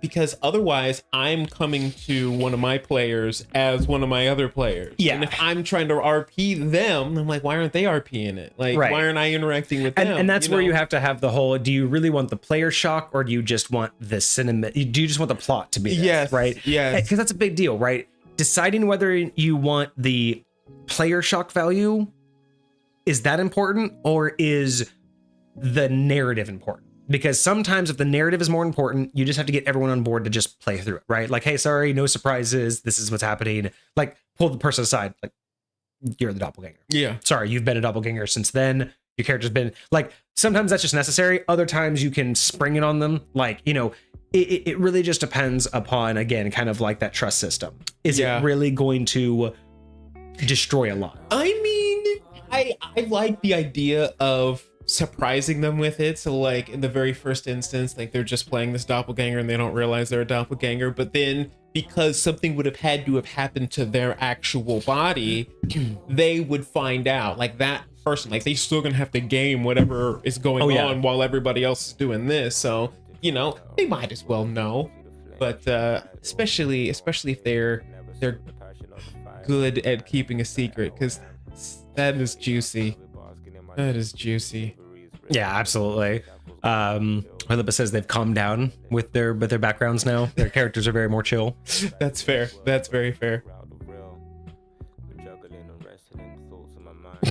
Big Dungeon says their players aren't that big of a problem with side chatter unless they're lovingly talking shit. I mean, everybody talks a little bit of shit. I mean, is it in game? Is it out of game? A little bit of A, a little bit of coffee. Yes, a little bit of If each. it's in game, I gotta know who's hearing you talk shit right now, because somebody else might have words. Mm-hmm. Good point, Lucifer. When I had mentioned like your party stands out when you guys are coming in because you know you just all of that, but adventuring gear is expensive too. So the average town folk, you either look, no matter what, you look expensive. You have a lot of stuff. Unless you're like the monks who just like to roll around in their rags, but they don't got to wear armor. I mean, that's true. I mean, I would guess the biggest thing that they would have is either like a backpack or a bag of holding. And bag of holdings in and of themselves, yeah, you expensive. Oh yeah, and then the fact that you spend more than the average person, you just come in, start just throwing your money around. How much gold? What? Yeah, exactly. God bless. Yeah, 20 GP a year. That sounds about right. Yeah. About like what, 5 gold a month or so is like middle class for a peasant. It's like 5 gold a month. So when you just like hand the gold to somebody for a day, I'm like, yeah, what? just that's like a week's salary, bro. That's one thing I like to do too, is like when you think about that, sometimes it's not just about how much gold they have, but it's where they are and how much gold is actually worth in those areas, right? Because you go to, like, it's so funny when I've been in campaigns where the DM will take you to like this, you know, this tiny little remote out of nowhere town, right? It's like literally took you a week to get here. It's, you know, a month away from the next biggest city. It's, you know, on a trade route somewhere. There's like less than a dozen buildings in the whole town, right? It's like a tiny little thing. And yet the shop charges you normal general store prices. It's like, you're telling me this general store charges everybody in town 20 gold for this item. 20 gold. People in this town are making 20 gold enough to come to this general store and buy from him. Like, all his stuff should be dirt cheap, and he should have like no inventory that I would care about, right? Like, that's the kind of narrative that a lot of the times is kind of funny when you don't see it or when it's just not thought about. Yeah. So you go to these tiny poor towns and then you give someone like 10 gold. You're like, tell me where he is. And he's like, oh, yeah, he's right over there. Thanks. And it's like, you just gave that person like 6 months rent. That they're going to tell you more than where they're not just going to point that dude out. You're like a king to them right now. And that's not played enough, right? It's not really thought about in terms of what is that NPC's life. And that's, and it's very interesting when you can think about what is the NPC actually going through, you know, and what is the representation of that interaction. You know, this adventurer is coming to them and just handing them money. What would you do? Just essentially what could be considered a folk hero, depending upon the location. Maybe you don't like the adventurers, but then again, you don't like adventurers. And one just comes up and you're like, I hate you all. And they're like, here's 10 gold. Tell me where this guy is. And you're like,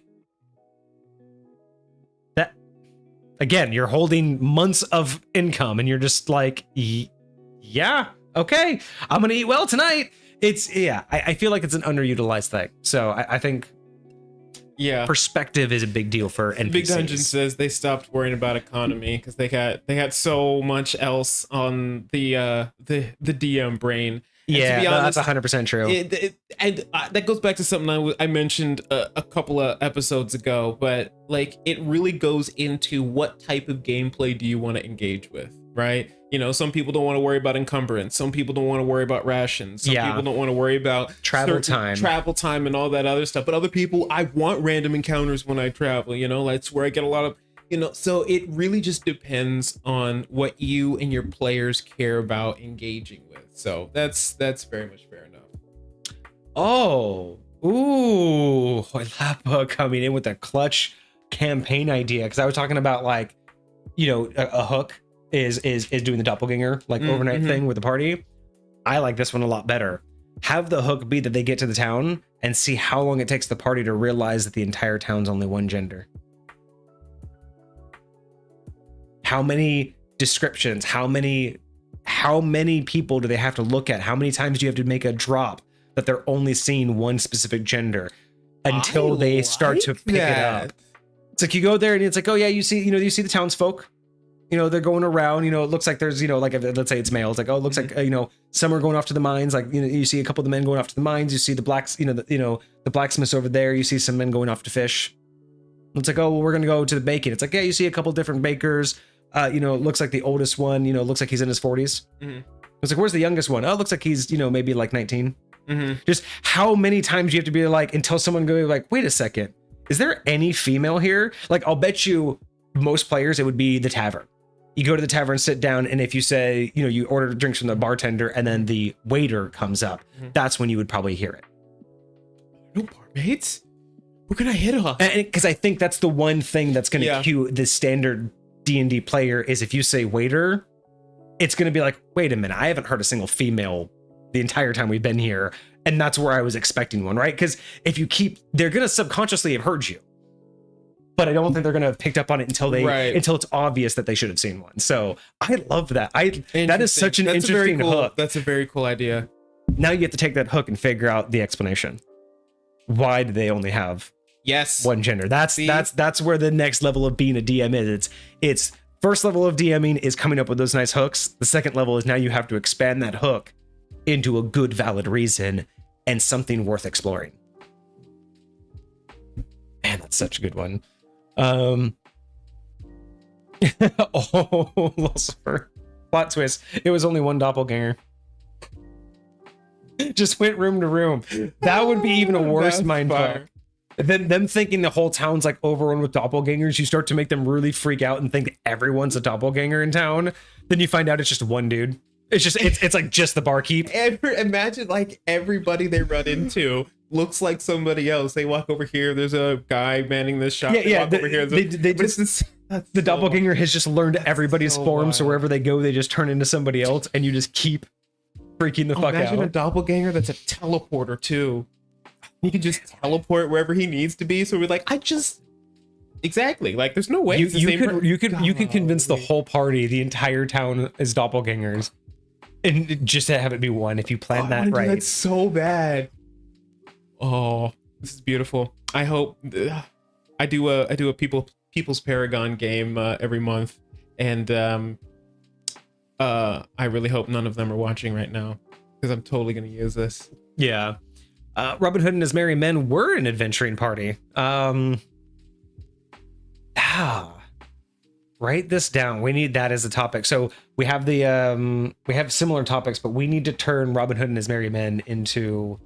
I'm sure they've done it, but I would like to do our own like conversion. So we have that whole series. Is that one of our series? It's a thread. Yeah, there should be a series for the conversion. I would love to do all of it because I know I've seen Robin Hood done before, and I think I've seen Little John done before, but I don't know if his entire crew, like the original crew, was ever done. That would be really cool to do a whole party, just like an actual like player party of Robin Hood and his merry men. That would be build that and we'll option out. We'll have that idea. We'll do that. Maybe we'll do that on stream. I don't know if we'll do that. Well, if we'll build it on stream or if we'll just present it on stream for you guys, because that'll take a long time to build all of that. But that will be coming. Good job. Thanks, Lucifer. I like that idea. I'm gonna have to look into that. Is that pop culture builds? Yes, that would be pop culture builds. Okay. Big Dungeon, don't worry about encumbrance either or projectile tracing. So Big Dungeon, I am 100% with you. For me, encumbrance, what I have done is I turned encumbrance into essentially a honor system of what makes sense, right? Like no one's going to hold 100, swords. You're not going to hold 5 things of armor. You're not Skyrim. You're not going to hold 15 apples, like unless they're all in one sack. That's all you're going to carry, right? But you're not going to have you're not going to have 4 shields in your backpack. Like, as long as it makes sense for what you're carrying, I don't care about encumbrance as long as the gear makes sense, right? Like, even with money, there's a big deal about, like, just because you came across 100,000 coins does not mean you now have 100,000 coins at your disposal. There is no way you were carrying 100,000 coins. You either need to go stash that and go back to it, or you need to find a way, like an in-game banking system or a way to convert that cash, that coin into something higher value that you can utilize. But yeah, I don't like the idea that just because you found money, you now have like access to it. Even though it's like, I don't worry about encumbrance, but it's like, but you still need a way to figure out like, still make it where make is sense. This money coming from? How are you giving it out, right? You can only carry 100 coins on you at any given time. So that's how I do encumbrance. And then with projectile tracing, my general rule is I don't track mundane ammo, because my mentality is unless it's like an extended campaign where you're in a dungeon for multiple combats, I might have you run out for thematic reasons. But if you're going between town and town, if you're only having one combat every couple sessions or so, I'm assuming that the whole point of mundane arrows, bolts, every time you pass through town, you spend like a silver and you replenish. Those things are so cheap that I typically don't worry about things that aren't costing multiple gold. If it costs you a gold or less to replenish, that's so innocuous for me to have you take off that one coin. That's not the gameplay I'm looking for. I assume that mundane stuff is replaced regularly. You know, same thing with like spell components replaced regularly. But I will say magical ammo is always tracked. That's where I draw my limit. Is magical ammo 100% tracked. Definitely. Because then it makes it a resource. But regular ammo, if you're an archer, regular ammo isn't a resource because a sword isn't a resource to a fighter. They can just keep on hacking as long as they want. So to make your ammo a resource for an already limited, build is hard for me to accept, right? Yeah. I don't want to be like, you also only have 10 shots. And if you mess up, oh, well, sucks to be you. Like, I mean, you could say that the same thing happens to wizards, but wizards are way more useful than just a bunch of arrows. And like Big Dungeon mentioned, they would still have to keep track of any of the spell components that require a dollar value. Exactly, right? Yeah, anything that actually has a cost, I 100% agree. Or is consumed. Having to do that, yeah. Because there are a lot of the ingredients that say is consumed, like some require like holy water and stuff like that, which will get consumed when you use it. Ooh, Hoylipa comes up with an explanation for the village of a single gender. It was taken over by bandits and they're just acting like the villagers to lay low. Interesting. So it's just like a group of, like a single group of people, like an army, but they're pretending to they're be a laying village. low as a village, but it's actually an army. Oh, that would be great because imagine that. The idea is like this village is actually an army encampment, but maybe they lost a war and instead of going home or instead of like being captured, they converted. And so like, if you maybe like, kind of like if you go into like their huts or whatever, like underneath everything, you can find their banners. So it's like they've just basically turned everything inside out. So it looks like a regular place, like a regular little like fishing village, but it's actually like an actual like battle encampment that's just, dressed down. Interesting. That would be interesting. I could play with that so much. I like those ideas.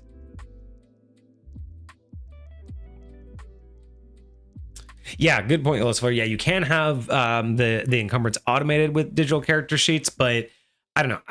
It's that whole thing of like, I just don't worry about it because then even on your digital character sheet, you add something that says you're over encumbered. Well, now you're like, well, now I have to figure out what I'm going to drop and play around. And it's like, I just like to do it to where it's a loadout. I look at it as a loadout. You have armor, you have weapons, and you have a general set of gear. Once you start to request things that just doesn't make sense that you'd be able to carry with what we all consider your character's standard gear set, then we start to question, well, where you put yeah. And if it gets down to a point to where you have multiple items, then it's a resource management of, okay, I'll let you carry one. Like you have your weapon, you have your shield, you have your armor, you have a few pouches, but you also have these extra things. You get one of those extra things because you'll have a spot on your belt, right? I worry more about what makes sense for a loadout than I worry about like weight requirements. Just because I personally don't like that kind of math. It's a little bit too granular for me. Yeah, I definitely get that. I like paying attention to equipment. And I also think maybe there's part of me that feels like paying more attention to equipment than the weight also encourages the more customized build loadout because you're making sure that what you have on your character fits your character instead of just having everything available to you, right? So there's part of it that I can see why I like it being more focused on making sure your character's loadout and what they have on them fits exactly what you're going to be doing, right? Instead of I just want to have everything on me as much as I can for any situation. Right. I kind of like that. You got to be a little bit more paired. If you have 5 different weapons, you can only bring 2. So loadout time. Talk to your buddies. Where are we going? What are we going to be fighting? What dungeon? Are we going to a dungeon? Are we going to a castle? Are we going to a village? And I kind of prefer that team dynamic of prepping the loadouts instead of just everybody having essentially access to all of their options. Right. No, I feel that. I do feel that.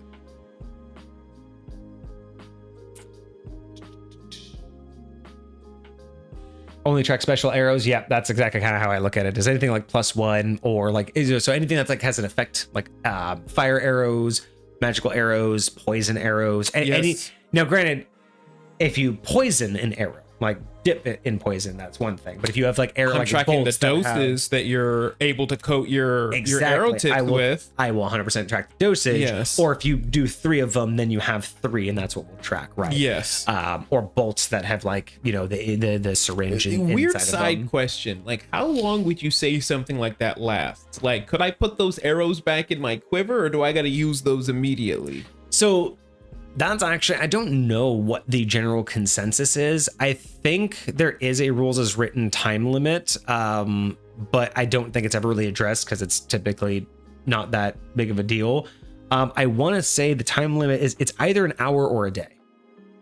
Really? But I do believe that I thought it was way shorter than that. I do believe that it does wear off. The idea of a dip, like, I don't know if poison is different, but I do believe that there was somewhere in the rules where if you've dipped it like an oil or because there's like and these are older older mechanics, but there used to be a thing called it was either boot black or weapon black, and it was basically just like a black goo that can coat your weapons, helps with stealth.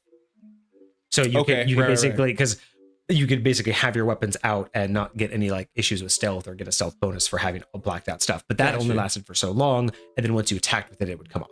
So got you. I could see where it's like the poison's only going to be as effective, kind of like glue. Glue lasts in the bottle. Once you put it out, it's going to deteriorate, right? So once it's on your blade, it's going to drip. It's going to be every time you sheath it and unsheath it, it's going to come off. So I would absolutely assume there's a time limit on it, not just indefinite. I thought it was like an hour, or I'm not an hour, like a minute to an hour. Yeah, like if you coat your blade, like it's good for 3 attacks during this combat. Yeah. I don't know. I've never actually looked that up just because I've never been in a situation where someone's tried to code it that far in advance. So I've never had to make that call. I would probably it would probably be, again, what are you coding it with? How are you coding it, right? If you're putting, if you have just a vial of poison and you're just dipping it on the edge, that's not going to last very long at all, right? Like that's literally just bits and pieces on the edge, and as it moves, it's just going to come off. So maybe a turn. But if someone's like, no, I'm gonna like coat it with like an oil like poison, right? Like actually like it's like, okay, that'll last a day, because again, it'll come off in your sheath, right? Depends on what you're actually doing to it, but I don't know if there's I can see that. Let us know in chat if you guys know, or if you guys have looked it up before, how long a poison dip or any kind of effect you can put, non-magical effect. Yeah, or how would you guys rule it? Big Dungeon, how have you ruled it in the past? For someone who wants to pre-prep like poisoning or oiling up a weapon. Curious what you guys have to say. Let's do. We have an adventuring idea from Horlepa. Curse of the Firefly. A former mage the party wronged sets a small summoned creature on them. Every time they leave the town, the summoned creature will set the last resting place in flames. So little did they know, they're literally leaving a trail of arson that they don't know is happening to them. Wild. That's messed up, but that's cool. So they think that they're the heroes, and then after a while they start to like get people who like think badly of them, and they even get like arrested for arson. Why you guys hate us? What did we ever do to you guys? Or they don't blame them, but they're just like, you're just bad luck. Whenever you come to town, like someone attacks it, like someone hates you, get out of our town. Like, so you just go to a town one day and they just ban you. They're just like, no, get out. We don't want you. We've heard about you. Yep. That's kind of cool.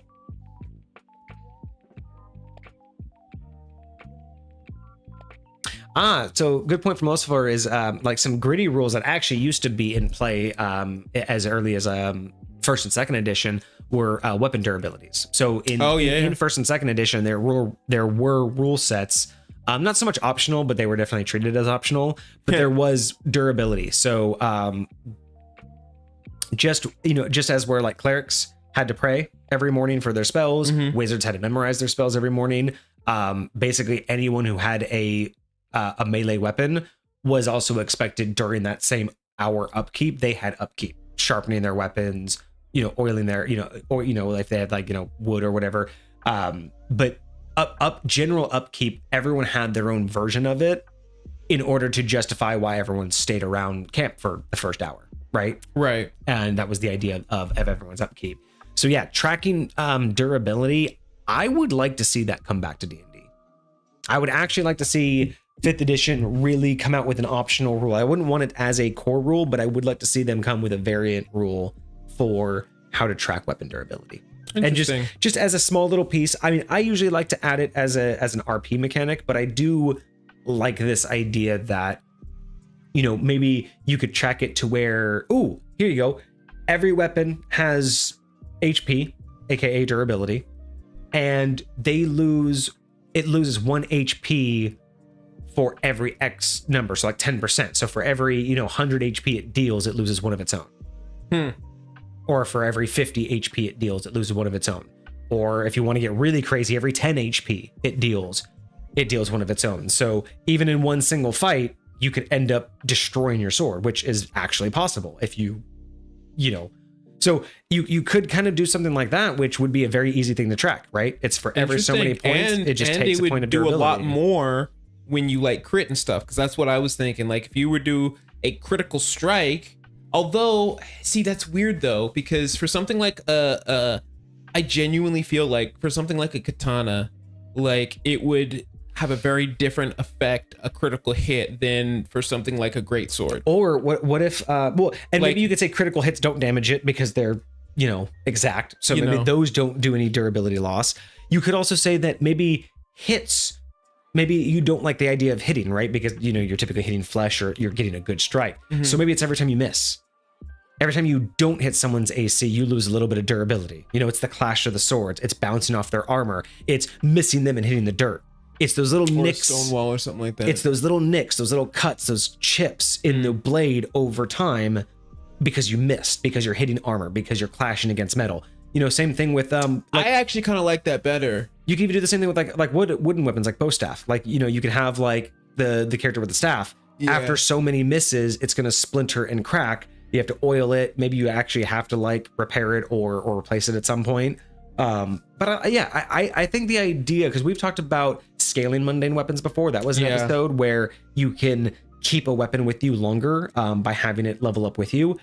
This would go right in hand with that. It would make that bond between the weapon a little bit more, because not only would the weapon level up with you, you're also taking care of it. You're becoming more aware of it. And maybe you don't like a weapon because of its upkeep. Maybe you're like, man, I love this katana, but there's like so many more steps, to take care of it than there is if I just had a great sword or a lance, right? So the idea that you could also kind of slightly customize each of the maintenance, so everybody can have, again, their preferred method of upkeep as well as usage. Right. Cool idea. I like that.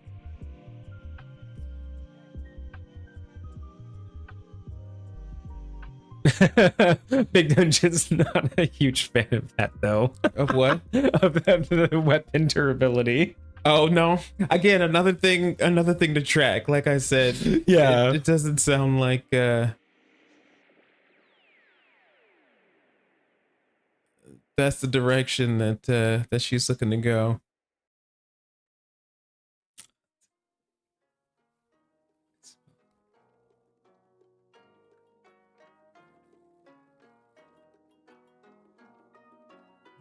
Okay, so Dungeon says for the idea of like coding a weapon, no one's tried that for her yet, but their ruling is probably dries out in a couple of hours.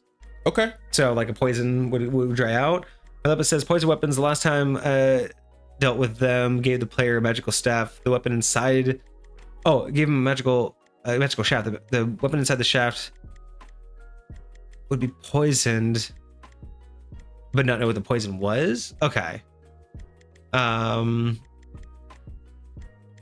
first says, love to see more diversity in weapons in general. All the base weapons feel like the same. Very much so. And no, we've talked about that too, where it's like, yes, you have 4 or 5 different weapons you could choose from, but if they're all the same damage output and type, like it's only in my mind does it look different. This is only because it just recently came across my feed, but I just saw somebody talking about the 2024 player's handbook and some of the changes that they had made. And one of the changes that they made is with mundane weapons. And it wasn't so much scaling them like with your level, but they did give every mundane weapon a unique ability. Okay. So like, I don't know what any of them are, but I'm imagining that like the rapier has an ability called pierce, and like the great axe is a ability called cleave, and the great sword, right, yeah, where they can do different things. I think they got like the inspiration from Baldur's Gate and how they did that too, right? Where they added a lot of those abilities, which realistically, like that's again, those are the kind of like custom things that I like to add into High Point, either by gifting it to someone, like, oh, you have that weapon, I'm gonna allow it to do this, or like I've done it to where when in High Point, when someone chooses to be a fighter and only a fighter, when they solo fight, they get a couple extra bonuses. Just because it's one of the hardest things to do, like just like be a human fighter and just solo that. So I'll give them like, a couple extra things, like they can crit easier if they're just going to be a fighter. Right. But I like that opportunity to allow people to have those options.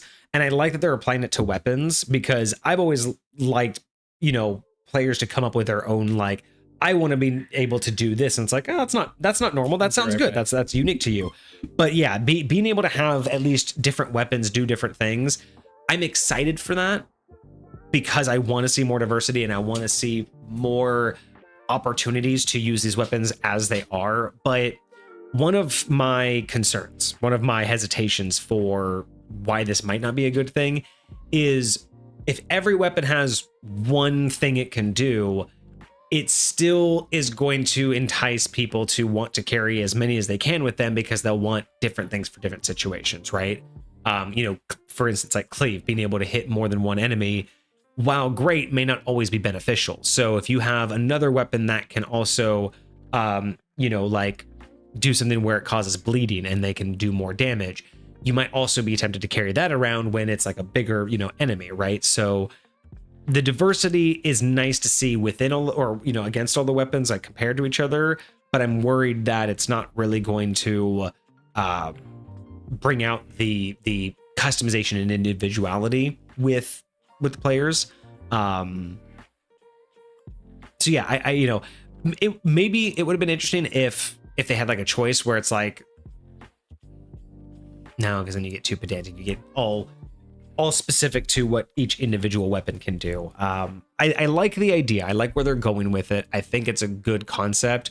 I just don't know if it's the exact direction that it's going to help people like really craft unique characters, or again, if they're just going to be like, well, which ability does the most damage, regardless if it fits my character. So that's kind of that toss up.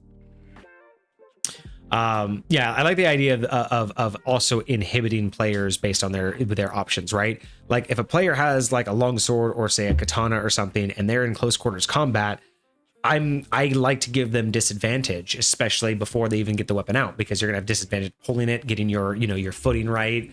There's some weapons that just don't do well in close quarters. There's some weapons that don't do well out in the open. At different like heights and everything, elevations. So yeah, I love the idea of being like, hey, you have that, you pull that out, cool, you're in a hallway, what are you gonna do with it? You now can't move, right?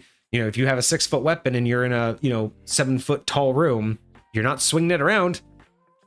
Like you can walk with it, but you're not twirling it. There's what's that one dude from Rurouni Kenshin that's always running around with him with the bat on his back. Oh, I forget what his name is. I don't remember his name. That dude, granted, in that show, he's always destroying any wall that's like next to him, because he just cuts through everything. But still, like, either you're destroying something or it's not happening. Right. And which is why a lot of the time he actually just beats the crap out of people with his fists. But Big Ninja says, yeah, scaling weapons for their players is something they like to do. And yeah, we've had a whole episode on our thoughts about scaling mundane weapons. And I think that would be a better way to go.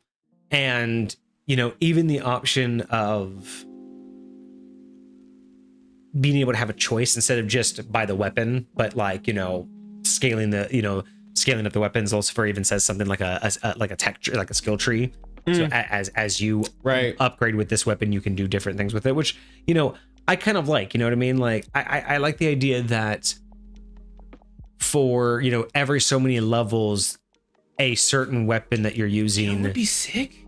Weapon feats. Why aren't there feats for specific weapons? Right. That you could like learn how to use like after so long of wielding a certain weapon type. I would love to add in something where it's like, it's almost a player bonus where it's like, hey, so for every 5 levels that you wield the same weapon or the same weapon type, I'm going to let it upgrade with you.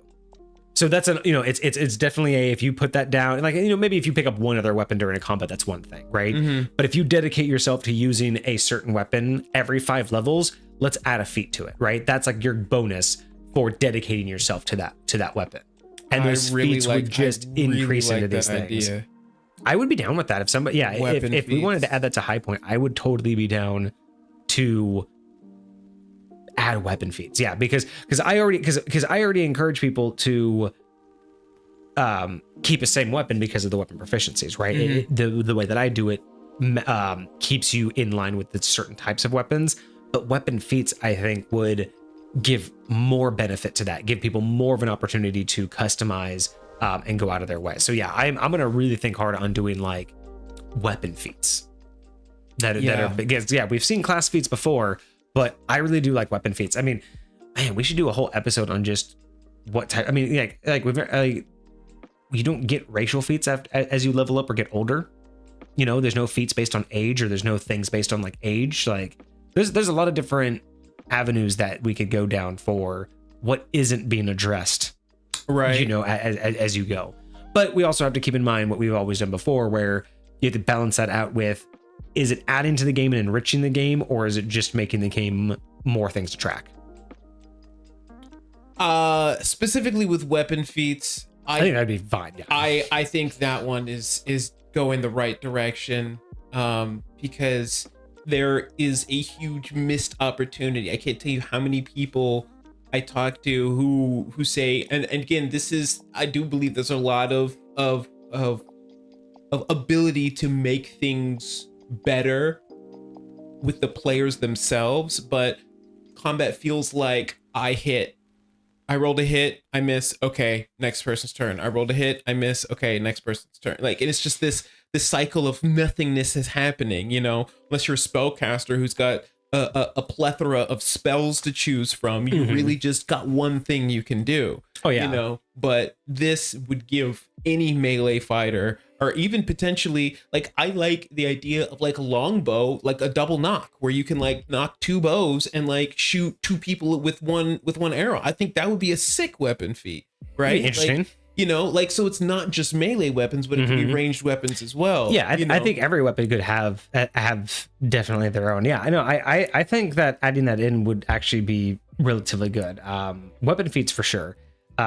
Things based on like race and age and things like that may be a little bit more like just too much tracking and going on, because then you're really looking at like, what can you really expand upon that they don't already get you at the base level. But weapon feats is definitely something that I think can easily be just like, I want to create my character at 1,000 years old. So I have all the yeah, and then you have how are you gonna min max that? But weapon feats doesn't sound like something that you really min max. It's something that you work towards. Yeah, and being able to have those, and I think like something like every 5 levels. I think that feels right. I think 3 levels would be too often. I think every 5 levels, that keeps you going, right? You start early, you learn the weapon. 5th level, in between your level ups, you get to do something new.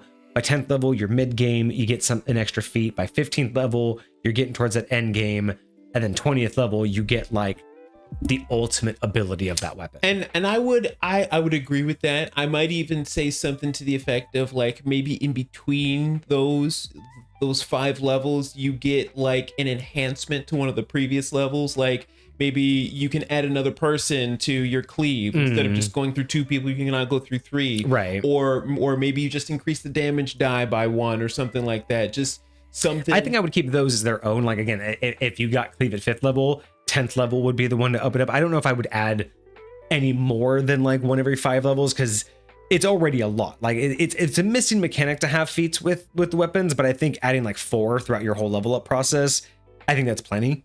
It's kind of like with the subclasses, right? Like we think that there needs to be more with subclasses, but there doesn't need to be something every level. Sure. So, Yeah, most definitely. I think I personally, I think one every 5 levels is pretty solid, but I do agree that it doesn't necessarily mean that you shouldn't like level up. Like if you get cleave to add one person, you know, at level 5, level 10 could be you now add a different, you know, you add extra attack with this weapon. Like you can hit with the top and bottom, so you can do double attack, but it also gives you an extra person for cleave. So I wouldn't mind getting like bonuses. I just wouldn't add any additional level ups. I would just keep it at every 5 levels.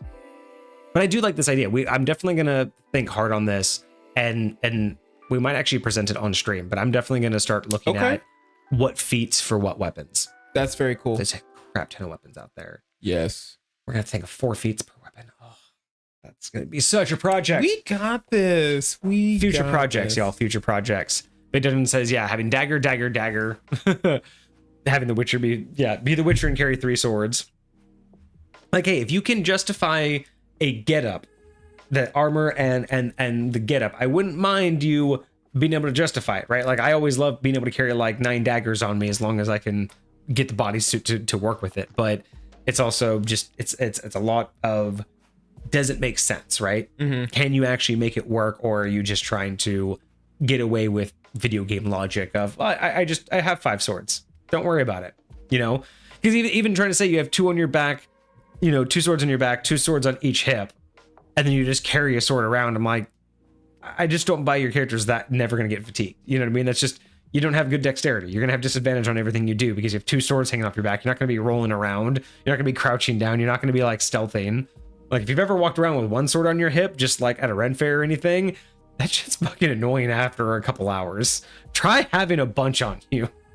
I mean, a lot of the old school samurai, they used to, I mean, granted, these were not like all full size swords. So you're not having like 6 long swords on you, you know what I mean? Which is what I think a lot of people, because you want to maximize everything. One's basically going to be a dagger. Exactly. One's going to be a short sword and the other's going to be a long sword. And that's fine, right? That kind of a combination totally makes sense as long as it's part of your getup. But now, if you're trying to add a naginata to your back, yes, it's possible, but there's going to be constant. But then if you're trying to do all of that, but in plate mail, that armor's not going to work for all of that, right? There's going to be some issues where you got to have the right armor set. Like, like I prefer looking at it like that than trying to get like other, you know, like semantics down.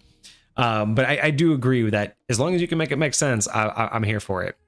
Make it make sense. That's what it's all about. Do the hokey pokey and you turn. Sorry. I'm a 2,000-year-old wizard, but I got screwed over by a demon. Now my powers have been locked, stolen, and I'm on an adventuring degree, gain my former prestige. Yeah, but I'm 2,000 years old, so I get all of those, you know, age unlocks, right? That's right. And don't you like stop aging at a certain class? I don't know if any classes have an age cap. Where it was like monk or something like that. You like don't age, or you can't die from old age. That's interesting. That's kind of cool.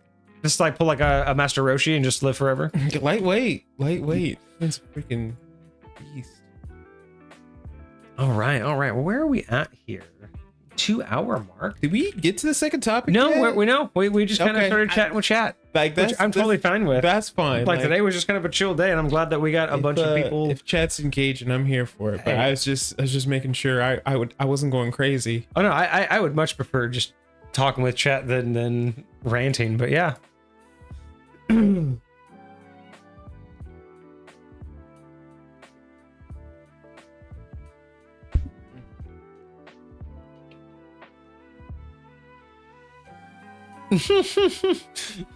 Orlipa being the demon of that other side of the deal. The demon waiting 2,000 years to finally make the wizard fulfill their contract.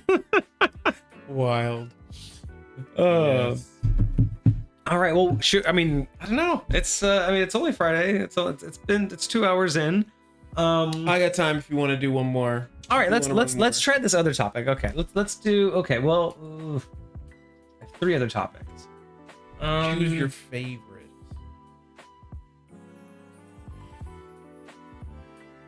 Yeah, I'm gonna save this topic for another day because I really like this topic and I actually want to have time to go through it.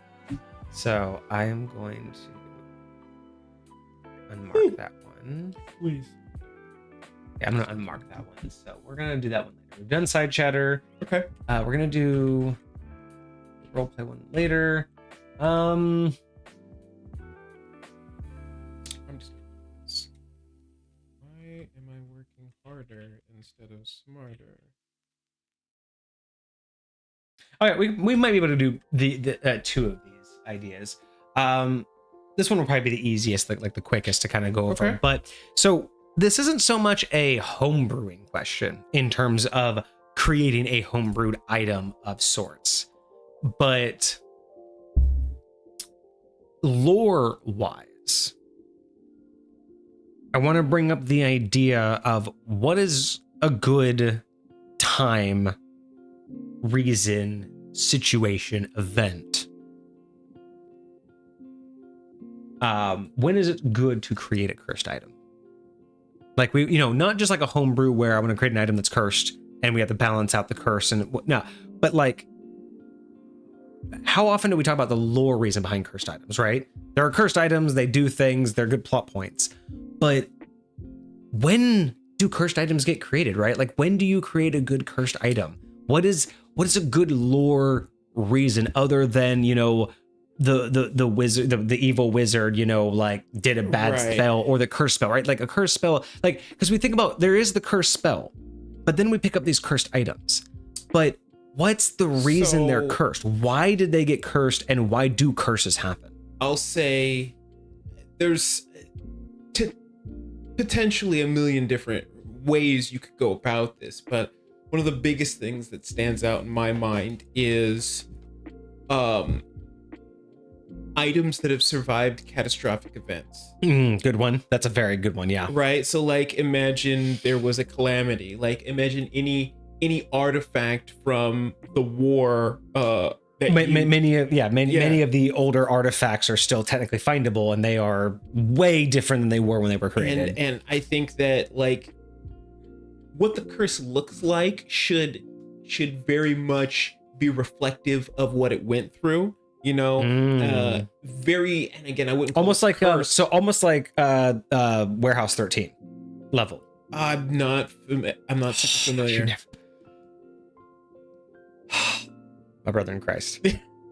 If you never watched Warehouse 13, it sounds familiar. You but I am absolutely need to put this on your watch list if you have not watched this. Okay. This is one of the so the giant premise is government agency tracks down artifacts around the world, dangerous artifacts. They don't want people to hurt them. So the warehouse in Indiana Jones where they took the ark and they hit it. Yeah. Imagine that's warehouse. Warehouse 13. That was basically one of the warehouses. Imagine that, right? Warehouse 13. That's their job.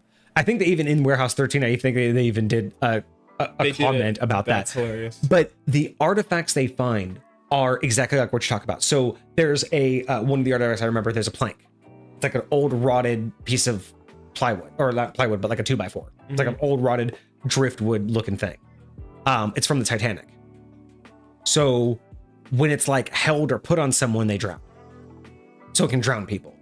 Interesting. There was, like Nikola Tesla's, there was like a pocket watch from Nikola Tesla who would electrocute someone if you click the button. And these would be, from my position, examples of cursed items that might not have you're compelled to hold on to it. Correct.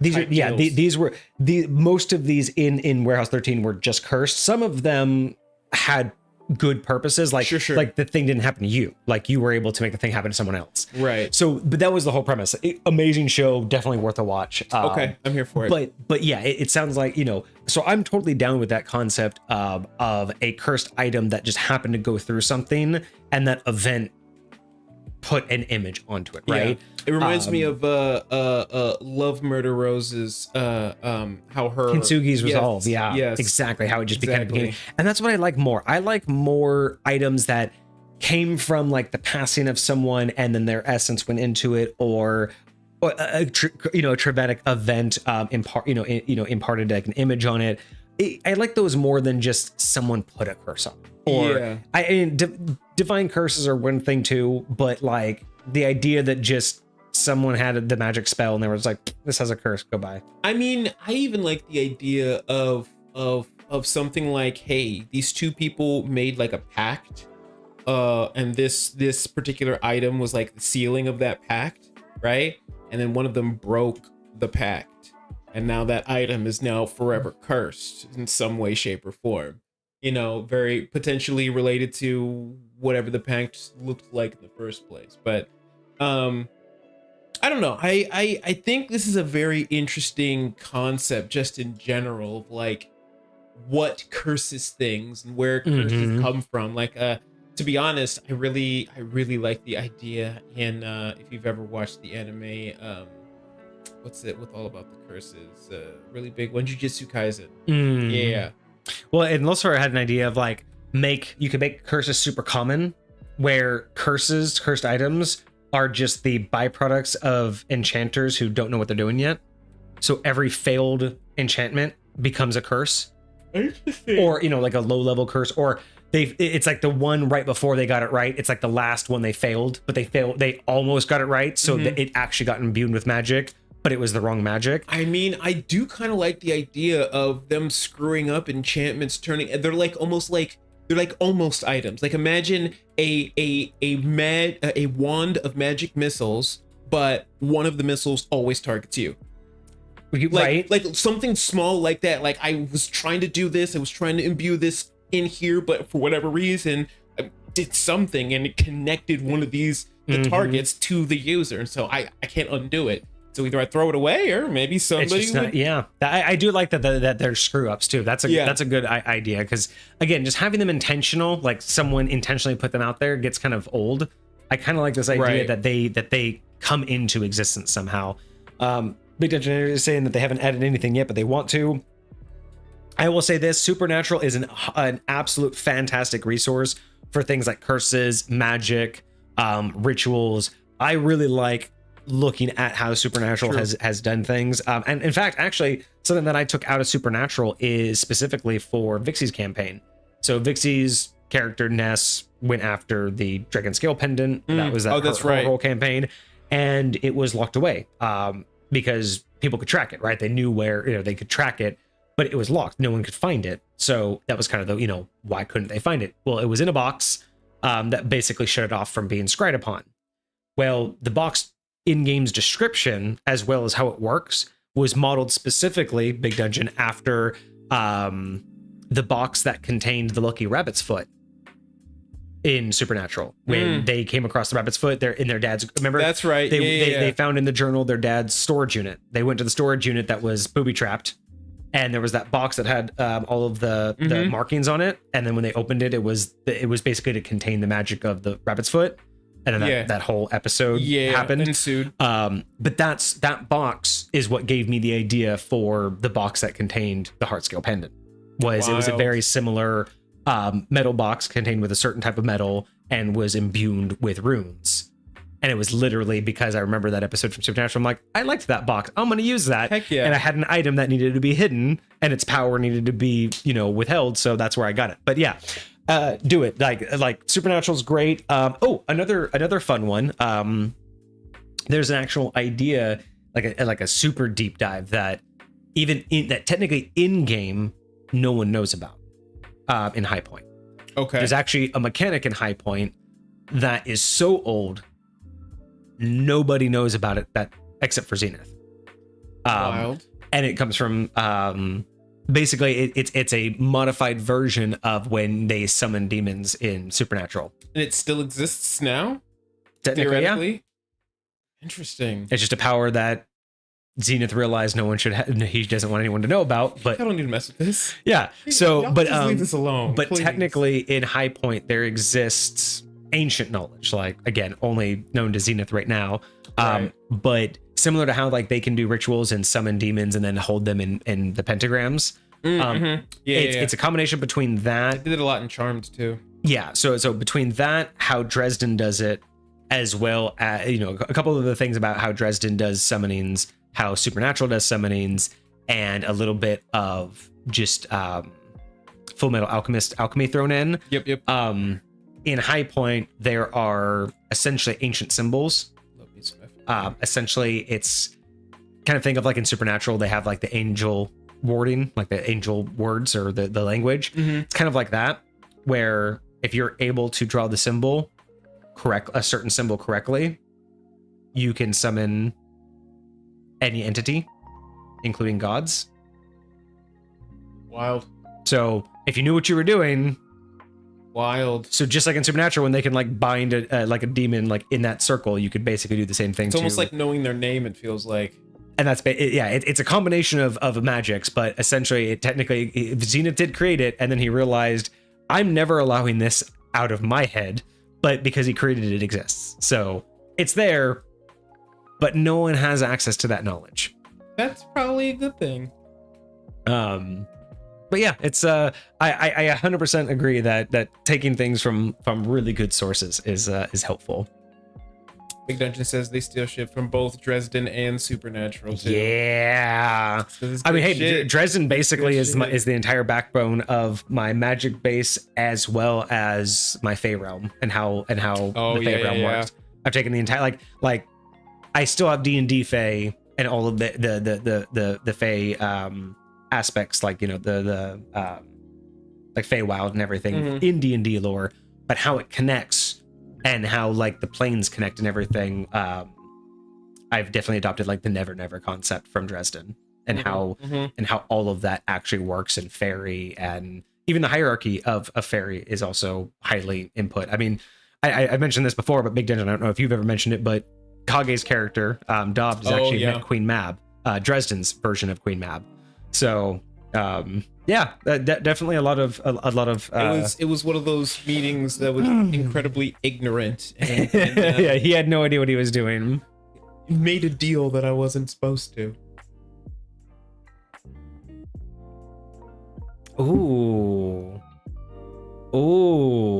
wait, Lepa, imagine if the cursed item is the BBEG. So you have this evil king that you think, right? And it's like a long lineage of tyrant kings. And you think it's just another, you know, just this entire family has been just these evil tyrants this whole time. And then you come to find out it's not the kings. It's the crown. The crown is cursed. And every new king that gets crowned becomes the evil tyrant. That's kind of dope. You know, it'd be crazy. Imagine you get to the end and you don't figure that piece of lore out. You kill him and then you put it on the big bad, and then you name his successor king. Oh, and then you leave. You're like, hey, it's everything's fine. All over again, and you're like, bro. And then when they leave, they discover some archive. They discover some scroll that basically that's the story. Adventurers always come in, save the day, replace the king. And then the cycle starts over, and they never. So you come in thinking it's been the same family, replace them, and then you leave, and then you only discover after you've left that no, you just did the same thing that's been happening because it always takes like a couple years for the insanity. So it's like that's just what's happened. People come in, they save the day, only to put a new king right back on the throne. That's kind of cool. That's a dope awesome. That's wild. That's wild. I like that. I'm pretty sure Lucifer is demanding that you watch Warehouse 13. I'm pretty sure that's what the comments of missing out watch it are. Oh, I'm assuming that's about the time. I'm assuming that's about when we were talking about that. Okay, that's fair. That's fair.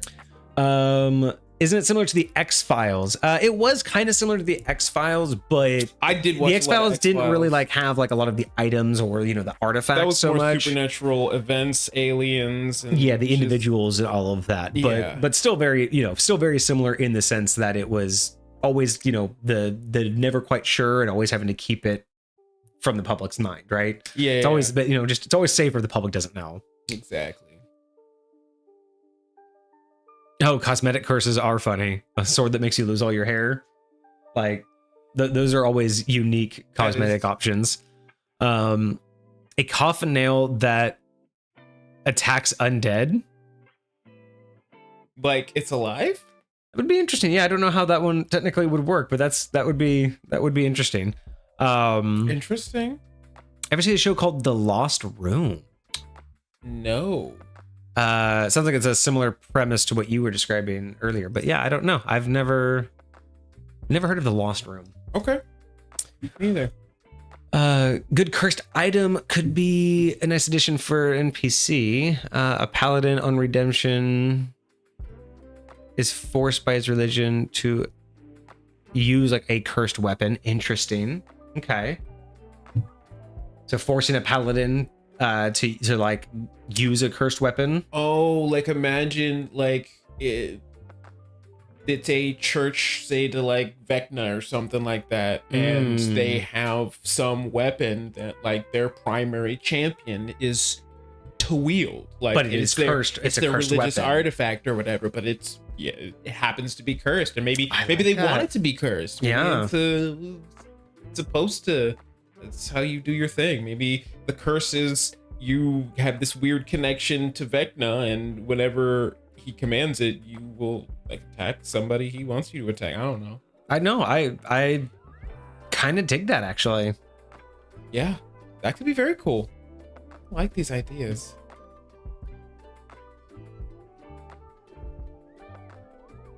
See, I love this. Stealing of stuff for side quests. I've got like 4 or 5 ideas I'm stealing for one shots. Oh, you're on Peace Talks. Ooh. Yeah. Peace Talks. I have to hold on. Derail real quick. I have to remember which order, which book that was. Just a fast book order. Peace Talks. Where are you? Peace Talks is. Oh yeah, you're way okay. Yeah, you're way at the end. Yeah, you're. Yeah, way past you. I can't. We can't. Her husband says she's gonna cry. Yeah. It's just... I mean, listen. It was. Is it worse than Changes? I love this series. I think I've listened to it through twice. I almost stopped listening at Changes. That was the hardest book for me. I'll tell you right now, BDE, like Changes fucked with me so fucking hard. She's the same. Yeah, fucked me. Yeah, dude. Like, even to this day, like I just can't. Like, there's just so many things you just like you'll be you don't understand, but like you'll. I do the audiobook, but whether you're reading it or listening to it, there'll just be things where you're like, your brain says, I need to hear this line, this thing needs to happen, or this would be perfect, and then you go back and you go, no, because it changes. I will never hear that line again, and it's so fucking frustrating because it's like, I don't even know how to put it into words because I don't know any other. Okay, okay, I know one thing that affected me and fucked me up about this bad. Aerith dying in Final Fantasy VII fucked me up this bad. That's hard. But that was one thing. Changes was a whole fucking book of things. So imagine like wild CD2 of Final Fantasy VII being just nothing but Aerith deaths back to back. That sounds still to brutal. This day I'm so okay, I'm gonna get off that tangent now, but you started the series, right? I did. I think I finished the first book. I thought I was partway through the second book, but he's a baby. He doesn't understand. I know. Don't judge me. But I need to get a good place to listen to it. That's the hard thing, is you really need to find like it's like you want to binge not like a whole book, but you do want to binge good chunks of it and then digest it. Like it's one of those things I could not do that in small like bits. I could not do that 5-10 minutes at a time. I had to do that thing at like an hour at a time.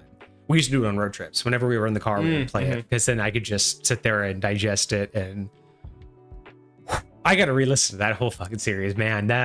The Dresden Files series is one of the best book series that I've ever read. And the audiobook done by James Marsters is absolutely phenomenal. I don't know another, like I don't know a better audiobook reader personally. I've listened to a lot, and no other voice actor has come close to being that entertaining that consistent and just that engaging. You caught it right after Big Dungeon said that a second ago. Just after Hoylepa's oh yeah, yep, James Marsters is phenomenal. yeah. Yeah, it gets so much better. It does. Oh yeah.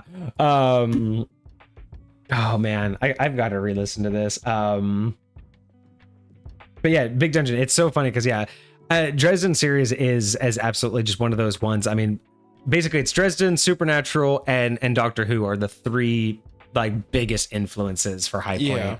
Yeah. And Dresden Files, basically again, everything from how magic works to how the Fey realm works and how the crossover like with the Never Never works. There's so much influence in how I try to build out. I mean, hell, half my magic, all of my custom magic stuff was built around wanting to bring the Dresden Wizard into my realm, and that's what spawned all of my other magic types. So the magic in High Point, it not just how it works, but even the specific classes that I've made for High Point are specifically based off of what I've heard from Dresden. It's so good. The characters are so well written. Mm-hmm. Tell me how you really feel. I'm getting, my brain's just starting to get onto that like track of like all the things that happen. Like, yeah, it's just,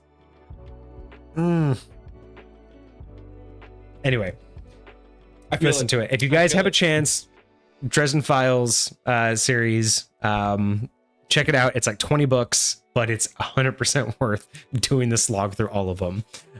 It is. They're not huge books either. Like I've seen, like they're not like Harry Potter size. No, books. but they're lengthy. But it's just everything about it, man. Like it doesn't skip beat. The character development, the setting, the descriptions, the voice acting, just the way everything's written, the way that he makes callbacks is mind blowing. Like you could be 8 books in, and he'll make a reference to the first or second book, and it's clean. It's like it brings you right back to that first book, like you're listening to that book again, and you're like, you know how many years ago you wrote that book? How did you so cleanly just slip this in as if you were talking about it yesterday? It's that level, right? Yeah. Where they'll make a side little comment about a character and what they said or did in a previous book, but it was so long ago. You're like, man, how? Like, I didn't even remember that, but now that you mention it, it's like that would be the perfect thing to say right here. And it's the continuity, and that amazes me so much. I love the fact that like it makes everything feel like it matters, and it's not like, oh, you have to like try really hard to remember it, but it's oh yeah, it brings you back there, especially because when you write well, I feel like it makes the world immersive. And like when the world is immersive, it's not a chore to try and remember things. It's like it sticks with you. Mm-hmm. You know, it's like, imagine thinking back on your life. You're not going to remember every second, but like the elements that you do remember are likely the elements that you'd write down. Yeah. Right. And so like what is written down on this page feels like an accurate set of memories that one would have experienced. Like, Mm-hmm. you know, when you listen to him narrate, you know, he's doing it from Dresden's perspective a lot of the time. Yeah. You know, he's talking about these situations like as they're happening. As Right. It's like very he's recalling it's very like film noir. You know, Yes. it's very LA noir-esque, like, you know, old school PI, which is exactly what he is. But I do like that approach. God, it's such a good series. That's There's so exactly much. right, Big Dungeon. It is what makes a good campaign too, and that's why I really like the idea that D&D is collaborative storytelling rather than you know obstacles to overcome. You know, even though in storytelling there are lots of obstacles to overcome, but Yeah, absolutely. And you know, and good points too. You know, like Dresden isn't an all-powerful being. He has character growth. He has personal issues that he's constantly dealing with. He fails. He makes bad decisions. He makes wrong decisions. He's wrong and doesn't care sometimes. He's wrong and guilty about it. He tries to make amends when he can. He has real relationships that aren't always perfect. He has true friendships that he brings to the brink of breaking them. Some break, some stay, some get, you know, tarnished. Like, it's life. Like, it's so good because it doesn't feel like a superhero movie or a superhero story. It just, it seems you're always there with Dresden, even if you agree or disagree with whatever like choice he made. You're always there knowing, like, you always have that feeling of like he's just a dude trying to do his best. You know what I mean? Like, it always gives you that feeling of he's just a person dealing with the cards he's been dealt, and those just happen to be a little extra, right? But then the people around him, the same thing, right? Like, he has sidekicks, he has characters, he has Karen and Butters that are there to be by his side, even if Karen being another like aggressive archetype, right? But then you have the character Butters, who is not that at all. He's very much I instantly think of South Park when I hear Butters. Not far off, like character wise, not far off, in the sense of what you would think of the meek, mild, not going to do anything, but when push comes to shove, the right thing will be done. The fight will be fought. And like even with Butters, right? Like, this meek character has such character growth, because you get from this point of view of I can't do anything to I have to do something. And that character growth just from something like that, like this little side character, is just so amazing to see. And like Big Dungeon mentioning that, right? Like this idea of it is the exact type of campaign you want to see in D&D, right? The idea that everybody has a part to play, but they don't know it yet. Everyone has to learn what that part is. And they all do, right? All the characters get to a point to where they all come to a thing that they have to face. They all come to their like challenges, and then they all get to a point to where they either have to choose to overcome it, get over it, leave, walk away. And in the end, I love that not all of his sidekicks succeed. Some die, some back away, some just give in to their weakness and they're like, I can't. Some are just like, I'm done, I have to leave. And that's it. Some just fucking leave. It's not like that cliche thing where at the last second they're gonna be the one that shows up and saves it. Nope, they're gone. They couldn't handle it and they backed out. Some stick around and eventually they're like, dude, I got a life, I can't keep being here.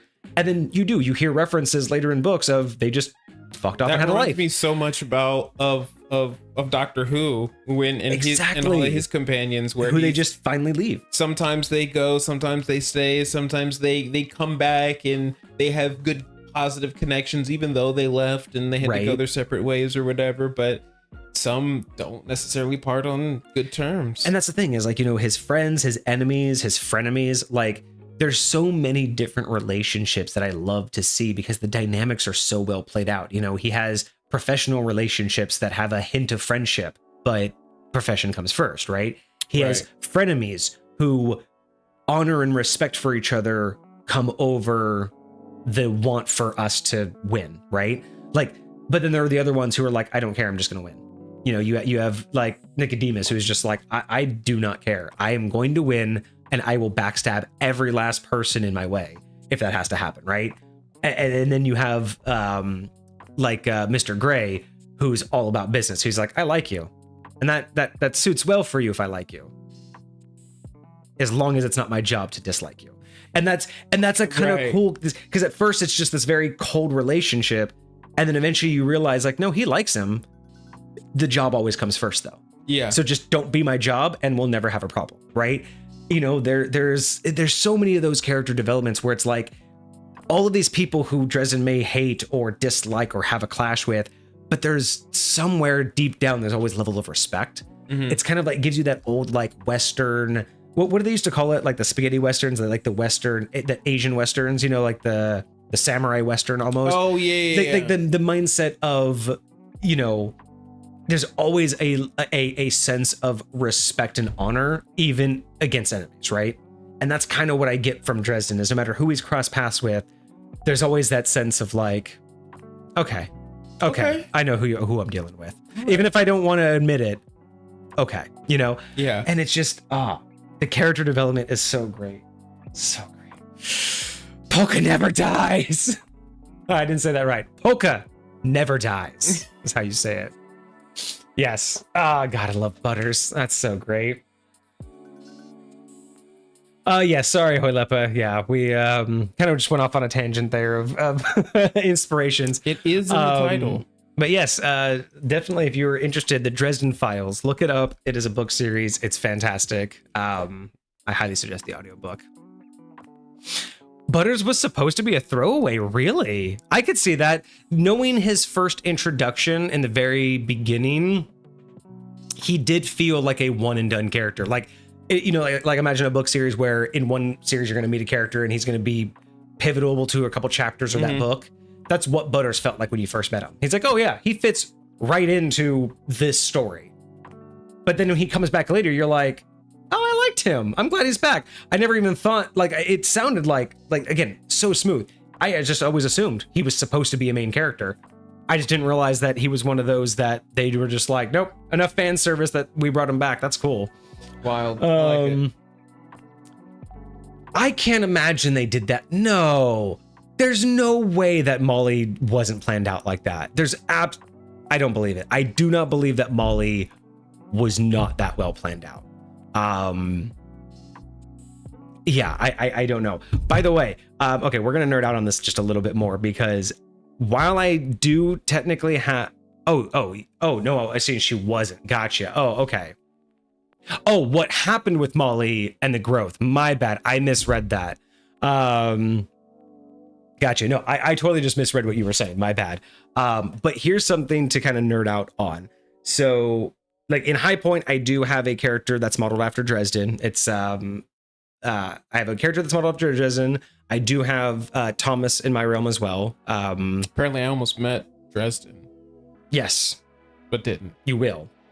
Well, you did. No. Olo has met Dresden. You guys met Dresden. Blackstone. Oh, Olo did. The one who, recognized Apollo.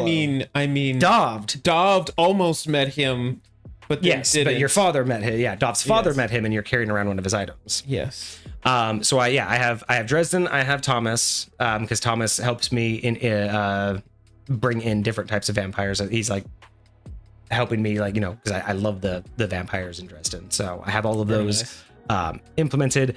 What else do I have specifically? I mean, obviously Queen Mab, most of the winter and summer court, because it helps with storyline wise.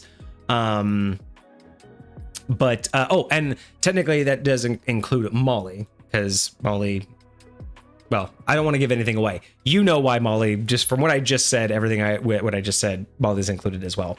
But here's something that I want to share with you. This is the big nerd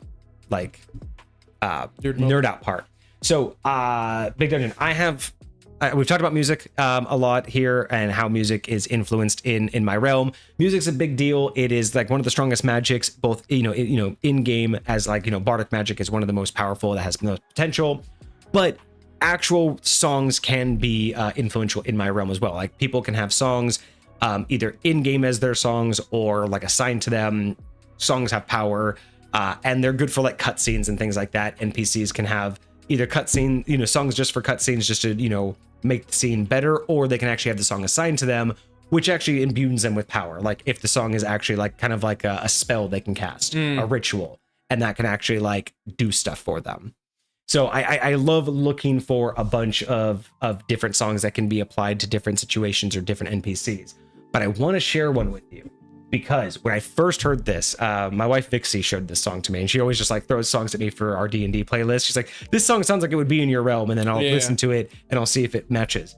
And she found one song that blew my mind, because not only did it perfectly fit for my characters in my realm of them, when I listened to this song, all I could think about, before even D&D, I listened to this entire song and all I could think about was Molly singing to Dresden.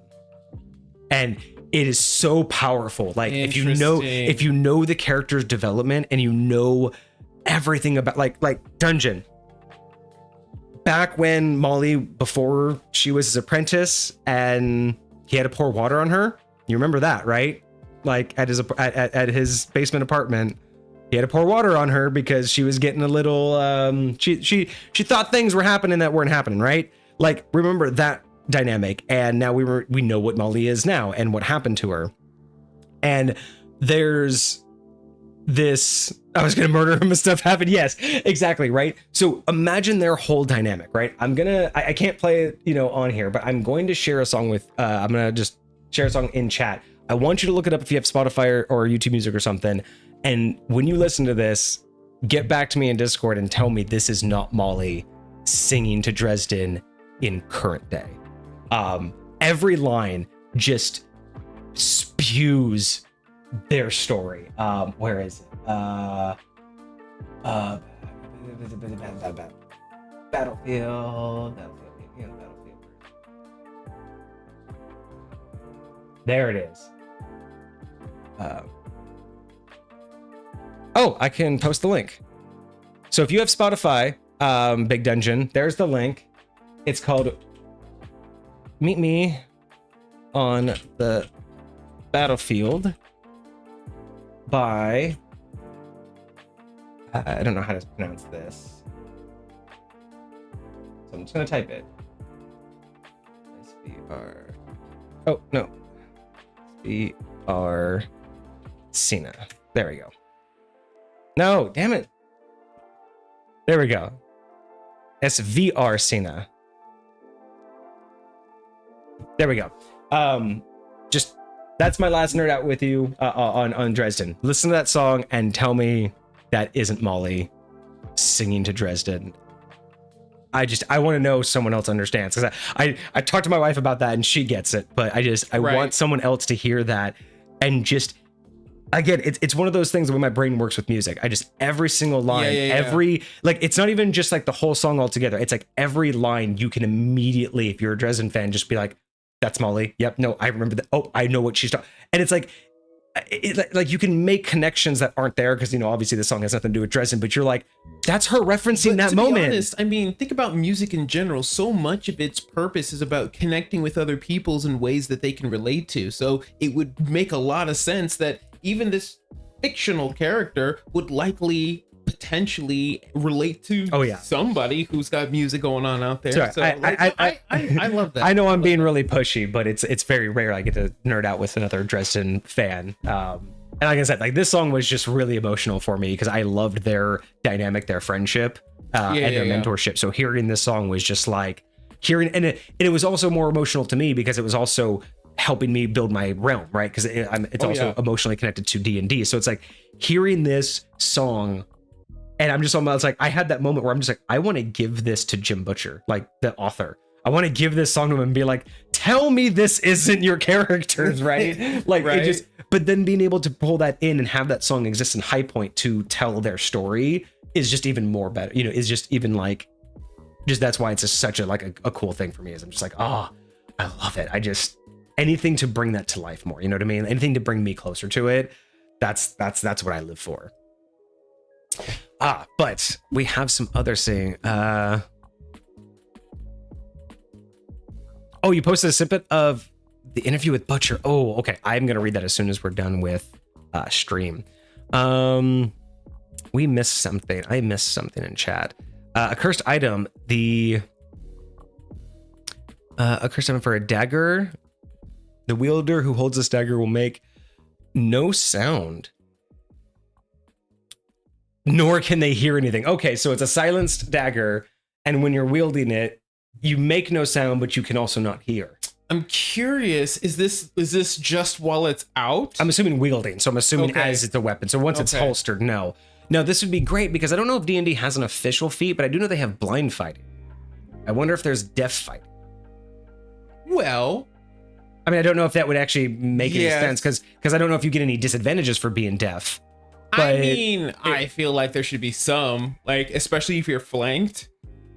Like if you're if you're flanked, if you got somebody on both sides of you and you can't hear, that's going to be dangerous for you. Right. Like so much of your reaction time has got to do with being able to anticipate what's happening outside. I think I would put a disadvantage on reactions then, like a disadvantage on reactions, or like, you know, maybe you have like a negative to your AC because you just, you know, again, you have not a full disadvantage on like attacks or anything, but you definitely would have, you would not have all the cues that everybody else would have. The only thing that I would give you that would counteract that would be something like tremor sense, where you're like feeling it through like the vibrations. Rather there is a psionic where you can, you know, see sound or hear light, you know, either one would help with that. Okay. I like that. You had another one, Hoylep, that I think you posted too. Cursed item in Skyrim, the ring that allows you to turn into a werewolf, but its force activates the transformation if you get too close to a young child. Oh, that's interesting. Wait, what happened? So a ring in Skyrim that would allow you or help you transform into a werewolf, but it will force activate if you're too close to a child. That would be dangerous depending on what's too close. Right? Like that would be interesting. If you have a kid and he runs up to you and he's like, "Daddy, daddy." Yeah. Well, and it depends on how you run your werewolf too, because you can run your werewolf as in you go mindless and the DM takes over, or you can run your werewolf where you're just more aggressive, or do you run it where you just transform and then you're just you? But yes, it really depends on like what happens during that transformation. Yeah, there's a group that I'm playing in, and one of the PCs is a werewolf, and so he and the DM are working specifically to like figure out what exactly that looks like. Like there's like, you can really only, regular rations don't do it for you anymore. You can really only eat like raw meat, right? And if you go too long without raw meat, you might have to make some saving throws or transform so you can go get you some, you know what I mean? Like, because your hunger starts to take over and stuff like that. Yeah. So it's very interesting, that you can go about it different ways, but no, I like that. Nice. All right. Well, luckily that extra topic brought us all the way up to the 3 hours. So I think that's good for tonight. We have other topics that we'll save those for future little discussions. I like this. It's been a long time since we've kind of come back to this forum and just openly talked. I mean, I'm so glad y'all showed up. We had a huge interaction with chat today, which we don't normally Beautiful get. Turnout. I love you guys. I mean, I love the history of, I love what we learn, and I love talking about it, but these are just so much more fun to just have a couple topics where we just get to kind of just go off on and just, openly discuss it. Don't have to worry about like what we know. It's more about what we think. I just wanted that. It's been a while since we've just got to just talk about opinion, and everything else we've been talking about recently is like, this is what it is, right? Yeah. So yeah, I just like to change it up a little bit, but we'll be back on the history of, I think next week we will be doing the history of alignment, was the one that we were supposed to do today. Alignment, and then I passed it. Yeah, that's right. I really wasn't 100% willing to just do all of that research, and I feel like there's going to be a lot of repetitiveness to it. So no, I'm happy with this. I am so happy that you all joined us today. Thank you guys so much for joining, participating, chatting with us. It's always fantastic. Oh, hey, look at that. Hecate 2000 towards the extra stream goal for next month. Heck yes. A quick update on that, guys. Like I said, subs right now are voting on the topic. Once that gets done, I'll start the research on it. I'll figure out what cocktails we're going to do. The extra stream is going to be kind of extra special. We're going to do about 4 to 6 hours. The goal is to be an extra deep dive into a particular topic. And then I'm going to be doing a custom crafting of 2 new custom cocktails that are basically based off of the topic at hand. That'll be fun. We'll make those and try them on stream. All of this will be done in the Misfit Gamers Tavern. The goal is not this weekend, but next weekend. We're crossing our fingers that next weekend we will have that locked in. So we will let you guys know this weekend via Discord once we have an official date and the official title, and we will get all of that figured out so we can get that extra stream done. Other than that, we are back on Monday. Yes, everything is still on schedule. We're back on Monday for more review. Next Friday is going to be the history of alignment. Yep. I think that's pretty much all of our updates right now. We're just kind of cruising, just kind of letting things grow naturally as they are. But again, I want to just let you guys know I appreciate all of you for showing up, for interacting with us. Dungeon and Hecate, thank you guys so much for the resub. I'm trying so hard to just give it back to you guys with what we're doing in the Discord, the sub channel, letting you guys know what's coming early. Just let me know if you guys have anything else that you guys would like to see for your support. Let us know. We're trying to come up with more stuff that we can do for you guys. But thank you so much for everybody who's been here. We pretty much had the whole crew. I think all we were missing was Babakis and like Dez. Yeah. And then we would have had like pretty much the main crew. Oh, and Pokémon. Yeah. Sorry, we gotta remember everybody's names now, but we're like we have a pretty set crew of people who are relatively consistent with talking and hanging out. So yeah, Hoylipa, Hecate, Big Dungeon, Lucifer, Lucifer was here. Yeah, that Lucifer just coming in kind of out of nowhere. Soul was the very first one, jumping in, Soul Collective Guild in there. I know Cosmic was here for a little bit. I don't know if we heard anybody else chit-chatting. But yeah, thank you guys so much. I really do appreciate you guys. I hope you guys had a fantastic week. I hope you have a great weekend ahead of you. I think that's going to be us for right now. We will be back on Monday, and keep an eye out on Discord. Link is in chat. Keep an eye out on Discord for updates on the extra stream. And if you want to follow us on any of the other social medias, you guys can follow us pretty much everywhere. Our link tree has all of our socials. Posture check again before we leave. Thank you guys so much. Hecate, we will see. What is our next item and from who on Monday? Our next item is going to be, I was just looking at it, the Gunblade. Oh, Hecate. Hecate, it is your Gunblade on Monday. Yes, very nice. Big Dungeon, we will see you later. Been trying to keep an eye out for your stream, so let us know in Discord when you're streaming, or at least if you have a schedule, because I wanted to catch your most recent updates on your games. I haven't gotten an update ever since the Dragon, so I wanted to see what you guys are doing. So yeah, let me know in Discord. Just send me a ping what your schedule is tomorrow night. Perfect, awesome. I will try to tune in tomorrow night. Very cool. Also, let me know, Dungeon, DM me or something on Discord. Let me know if you have your own Discord. I want to keep up with you. So yeah, just let me know if you have a Discord or anything that I can kind of like, perv in on your games. I want to see what your players talk about and stuff. But no, your gaming group sounds really cool, and I would really like to get to know like what happens on the back end, because that's more of the juicy stuff, right? Like what happens in game is fun, but I like to see the dynamic of how people like develop. So if you have that, that'd be awesome. Full of silliness, well, that's fantastic. I will bring more silliness if I can. But yes, go and enjoy that song. I will say this, Dungeon, don't cry, because I like it. If you get the same reaction that I did to the song, like if you see the same connections that I did, it's an emotional song. So I will say just be mindful. But that's gonna be us for you guys. Thank you guys so much. Oh no, you're a crier too. Oh no. Well, I hope it's a good cry. To me, it's not a sad song. It is just one of those. I heard it, and again, every line I can just piece to something that's happened between them. And it's just I feel the emotional connection between them in that song, right? Because it's a song about their bond. It has references to their history, and I'm so glad you're so far in the book series, because then you'll know what I mean. But it's like it's references to their history, it's references to their bond, but you'll understand this part. There's a line in there that's in the hook that says, "And you will be mine." And I just knowing what happened to her and who she is now, and that mindset that's gonna always creep in on her, that's just gonna forever be feeding her the mindset that I'm powerful enough, I can have anything I want. That line hits so hard knowing their relationship, because I hear the mantle speaking.